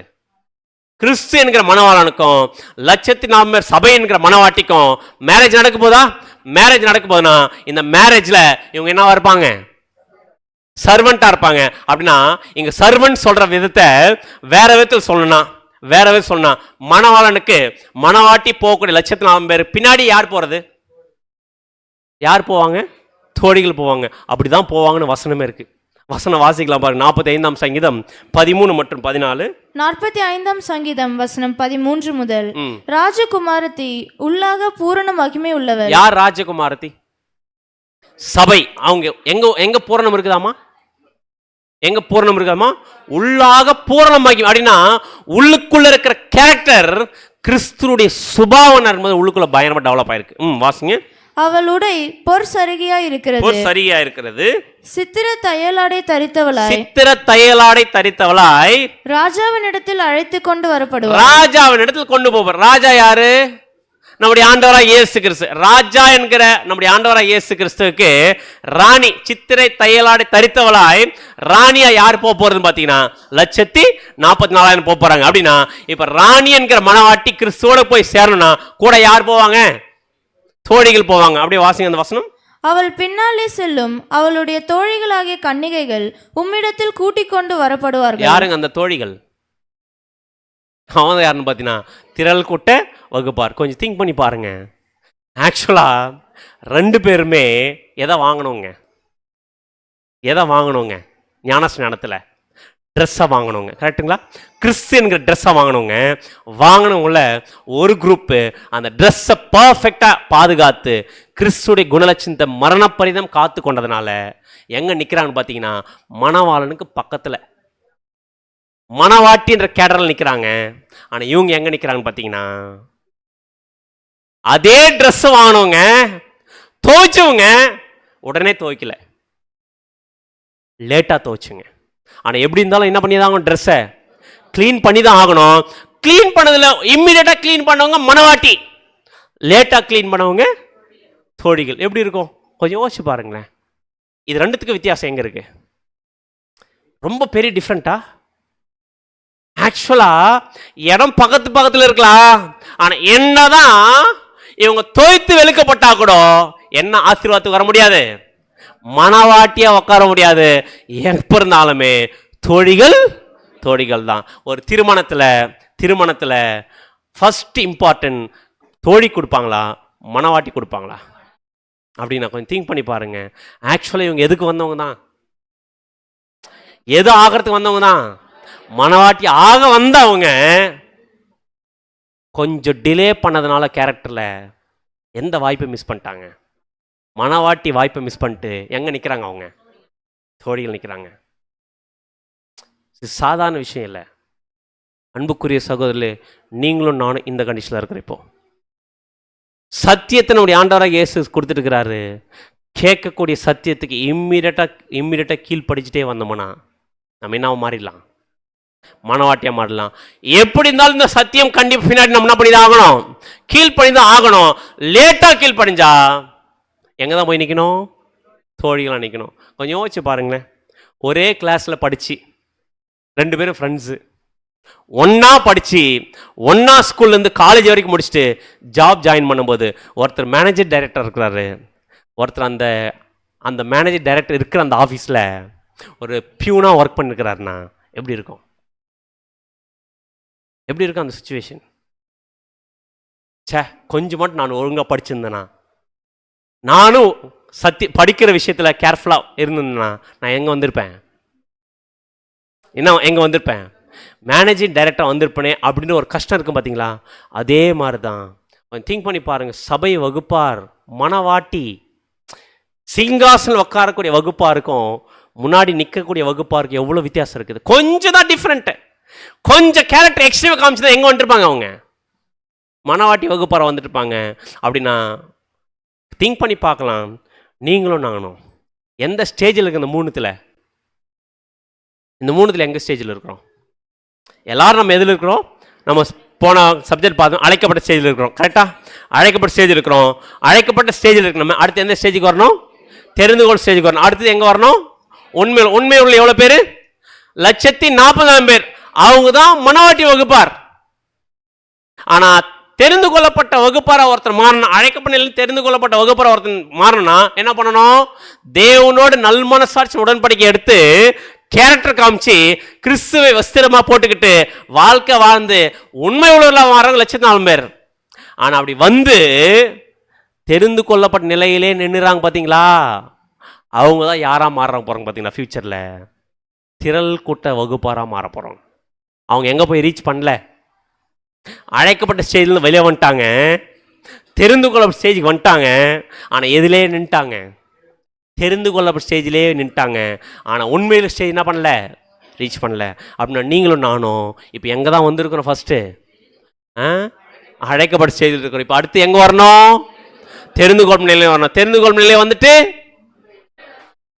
யாராச்சும் இங்கே நிற்கலான்னு சொல்லிங்கன்னு பார்த்தேன். ஆக்சுவலாக நம்முடைய ஆண்டவராக இயேசு கிறிஸ்து நம்முடைய இன்விடேஷன் கொடுத்தாருல, ஃபஸ்ட்டு முதலாம் வரியில் வந்து அப்போஸ்தலர் மூலமாக எங்கே வாங்கன்னு கூப்பிட்டார்? திரள் கூட்டமாக வாங்கன்னு கூப்பிட்டாரா? மணவாட்டியை வாங்கன்னு கூப்பிட்டாரா? எதுக்கு இன்விடேஷன் அப்படின்னு பார்த்தீங்கன்னா, இன்விடேஷன் எதுக்கு தான் கொடுத்தாருன்னு பார்த்தீங்கன்னா, மணவாட்டியா மாறுறது இன்விடேஷன். வாங்க இந்த உலகத்தை விட்டுட்டு ஏன் கூட பரலோகத்தில் மகிமையில் சிங்காசனம் உட்காரக்கூடிய வாய்ப்பு உங்களுக்கு தான், வாங்கன்னு கூப்பிட்டார். கூப்பிட்டு அந்த ஆசீர்வாதத்துக்கு வந்திருக்கு. நம்ம எது மட்டும் தான் ஃபோக்கஸில் இருக்கணும்? அதை மிஸ் பண்ணக்கூடியவங்க தான் எங்கே போகிறவங்க? திரள்கூட்ட வகுப்பார். அதுக்கு வரலாமா? நம்ம ஆக்சுவலாக இந்த சப்ஜெக்ட் எதுக்கு எடுக்கல தெரியுங்களா? அது மிஸ் பண்ண இன்னொரு வாய்ப்பு இருக்கிறதுக்காக எடுக்கல. சொல்றது புரியுதுங்களா? அது மிஸ் பண்ணிட்டா இன்னொரு வாய்ப்பு பரலோகத்தில் திரள் கூட்டம் போய் நிக்கலான்றதுக்காக இது சொல்லலை. இந்த பாடம் எடுக்க வேண்டியது சப்ஜெக்ட் நாலேஜுக்காக தானே தவிர இது இன்னியோட என்ன பண்ணி நம்ம இன்னியோட இந்த ஒரு வகுப்பாரை பத்தி மறந்துடணும். எது மட்டும் தான் ஞாபகம் இருக்கணும்? 1,44,000 மனவாட்டி வகுப்பாரை எப்படி மாறுறது? ஆனால் ஒன்று மட்டும் ஞாபகம் வச்சுக்கணும், லேட் பண்ணோம், சத்தியத்துக்கு கீழ்ப்படுதல் குறைவு காமிச்சோம், சத்தியத்தில் இருக்கிற ஜீல்ல குறைவு பட்டுச்சு, எங்க போயிடுவோம்? திரள் கூட்ட வகுப்பாரா சும்மா வர மாட்டோம். எங்க மாட்டுவோம்? மகா உபத்திரத்தில் மாட்டி அடிச்சு வெளுத்தப்பட்டு என்ன பண்ணு பார்த்தீங்கன்னா வரணும். ஆனால் வந்தா கூட எங்க உட்கார முடியாது, சிங்காசனம் உட்கார முடியாது. அப்படின்னா நம்முடைய அல்டிமேட் கோல் ஒரே ஒரு இன்விடேஷன், ஒரே ஒரு அழைப்பு, பரலோகத்தில் மகிமையில கிறிஸ்துவுடைய சபையாக மாறுதான் நம்முடைய ஆண்டவர் கூப்பிட்டுருக்கார தவிர திரள் கூட்டமாக மாறுவதற்கு நம்முடைய ஆண்டவர் அழைப்பு கொடுக்கல. அழைப்பு திரள் கூட்டத்துக்கு இல்லை, சபைக்கு தான் அழைப்பை தவிர திரள் கூட்டத்துக்கு அழைப்பு இல்லை. நம்ம சபையாக மாறுவதுக்கு மட்டும் தான் நம்ம நோக்கம் இருக்கணும். இது ஜஸ்ட் இது மாதிரி ஒரு குரூப் பரலோகத்துக்கு போகுது, இதுக்கு எண்ணிக்கை இல்லைன்றதை நம்ம என்ன பண்ணிக்கலாம், தெரிஞ்சுக்கலாம். அப்படின்றத தான் இந்த ஒரு நாளில் ஒரு எச்சரிப்பின் பாடமாகவும் இருக்கும். நமக்கு மிகப்பெரிய ஒரு சத்தியமாக நமக்கு தேவன் பண்ணி கொடுத்துருக்கிறார். ஸோ அடுத்த வாரம் நாம் பார்க்க போகிற பாடத்தின் தலைப்பு என்ன அப்படின்னு பார்த்தீங்கன்னா, அது ஒரு மேரேஜ். எல்லாருக்கும் ஒரு சந்தோஷம், கல்யாணத்துக்கு போய் பார்க்குறது அவ்வளோ சந்தோஷம். மேரேஜ் ஆஃப் ஐசாக், ஈசாக்கின் திருமணம் அப்படின்ற பாடத்தை நம்ம எப்போ பார்க்க போகிறோம் பார்த்தீங்கன்னா, அடுத்த வாரம் எத்தனை மணிக்கு பார்க்க போகிறோம்? 6 மணிக்கு பார்க்க போகிறோம். ஏன் பிரதர் ஈசாக்கின் திருமணம் பார்த்தீங்கன்னா, இந்த உலகத்திலே பெக்யூலியரான மேரேஜ், இந்த மாதிரி ஒரு மேரேஜ் இந்த பூமியில் நடக்கவே இல்லை, இவங்களுடைய மேரேஜ் தவிர. அப்படின்னா பிரதர் பெக்யூலியர் அப்படின்னா அந்த மேரேஜ் எப்படி இருக்கும், அந்த மேரேஜ் எப்படி இருந்துச்சு அப்படின்றத பார்க்கலாமா நம்ம எல்லாருமே? எத்தனை பேர் ஆர்வமாக இருக்கிற பார்க்குறதுக்கு? ஸோ ரொம்ப பியூட்டிஃபுல்லான ஒரு மேரேஜ். அந்த மேரேஜ் பார்த்து அந்த மேரேஜில் இணைக்கப்பட்ட மணவாட்டியை பார்த்து நம்ம என்ன பண்ணலாம், மாபெரும் சத்தியத்தை கற்றுக்கலாம். ஸோ இது அடுத்த வாரம் நம்ம பார்க்குற பாடம். இன்னொரு நாள் ஒரு நாள் இருக்கு இல்லைங்களா? எந்த நாள், எந்த டேட்? 2 பேர் தான் சொல்கிறீங்க. 30ஆம் தேதி. 30ஆம் தேதி என்ன பாடம் பார்க்க போகிறோம் அப்படின்னு பார்த்தீங்கன்னா, திருத்துவம் அப்படின்ற மாபெரும் சத்தியத்தை நம்ம பார்க்க போகிறோம். அது எத்தனை மணி நேரம் போகும்னு பார்த்தீங்கன்னா, ஏற்கனவே 5 மணி நேரம் கிட்ட போகும். அதனால 30ஆம் தேதி எத்தனை மணிக்கு நம்ம வரணும்? 2:30க்கு எங்கே இருக்கணும்? இங்கே இருக்கணும். வேற எங்கேயும் என்ன பண்ணிட வேண்டாம், போயிடணும். போயிட்டோம்னா எந்த வாய்ப்பு மாறுறது மிஸ் ஆகிடும், மனவாட்டி வகுப்பாராக மாறுறது மிஸ் ஆகிடும். லேட்டாகி வந்தோம்னா இந்த சத்தியம் நாகாமல் போயிடும், நமக்கு புரியாமல் போயிடும். அப்புறம் சத்தியம் புரியாமல் போயிடுச்சுன்னா நம்ம என்ன ஆக முடியாது, சபை வகுப்பாராக மாற முடியாது. ஒரு மாபெரும் சத்தியம். ஏன் இதை ரிப்பீட்டடாக சொல்லணும் பார்த்தீங்கன்னா, டேட் மறந்துட வேண்டாம். இந்த டேட்டில் எந்த கமிட்மெண்ட்ஸை வச்சுக்க வேண்டாம். எந்த ஒரு கமிட்மெண்ட் தான் இருந்தாலுமே அதை எடுத்து ஓர வச்சுட்டு இம்மீடியட்டாக அந்த சத்தியத்தை கேட்கறதுக்கு நம்ம பார்த்தீங்கன்னா வரலாம். ஸோ அடுத்த வாரம் நம்ம பார்க்க போகிறது ஈசாக்கின் திருமணம் அப்படின்ற பாடத்தை நம்ம என்ன பண்ண பார்க்க போகிறோம். ஸோ பொறுமையாக கேட்டவங்க அனைவரையும் தேவன் தாமே ஆசீர்வதிப்பாராக. இந்த ஒரு வாய்ப்பை நமக்கு ஏற்படுத்தி கொடுத்த நம்முடைய பிதாவாகிய தேவனுக்கு, நம்முடைய ஆண்டவராகிய இயேசு கிறிஸ்து நம் நன்றிகளையும் ஸ்தோத்திரத்தை நம்ம எடுத்துக்கொள்வோம். ஆமீன்.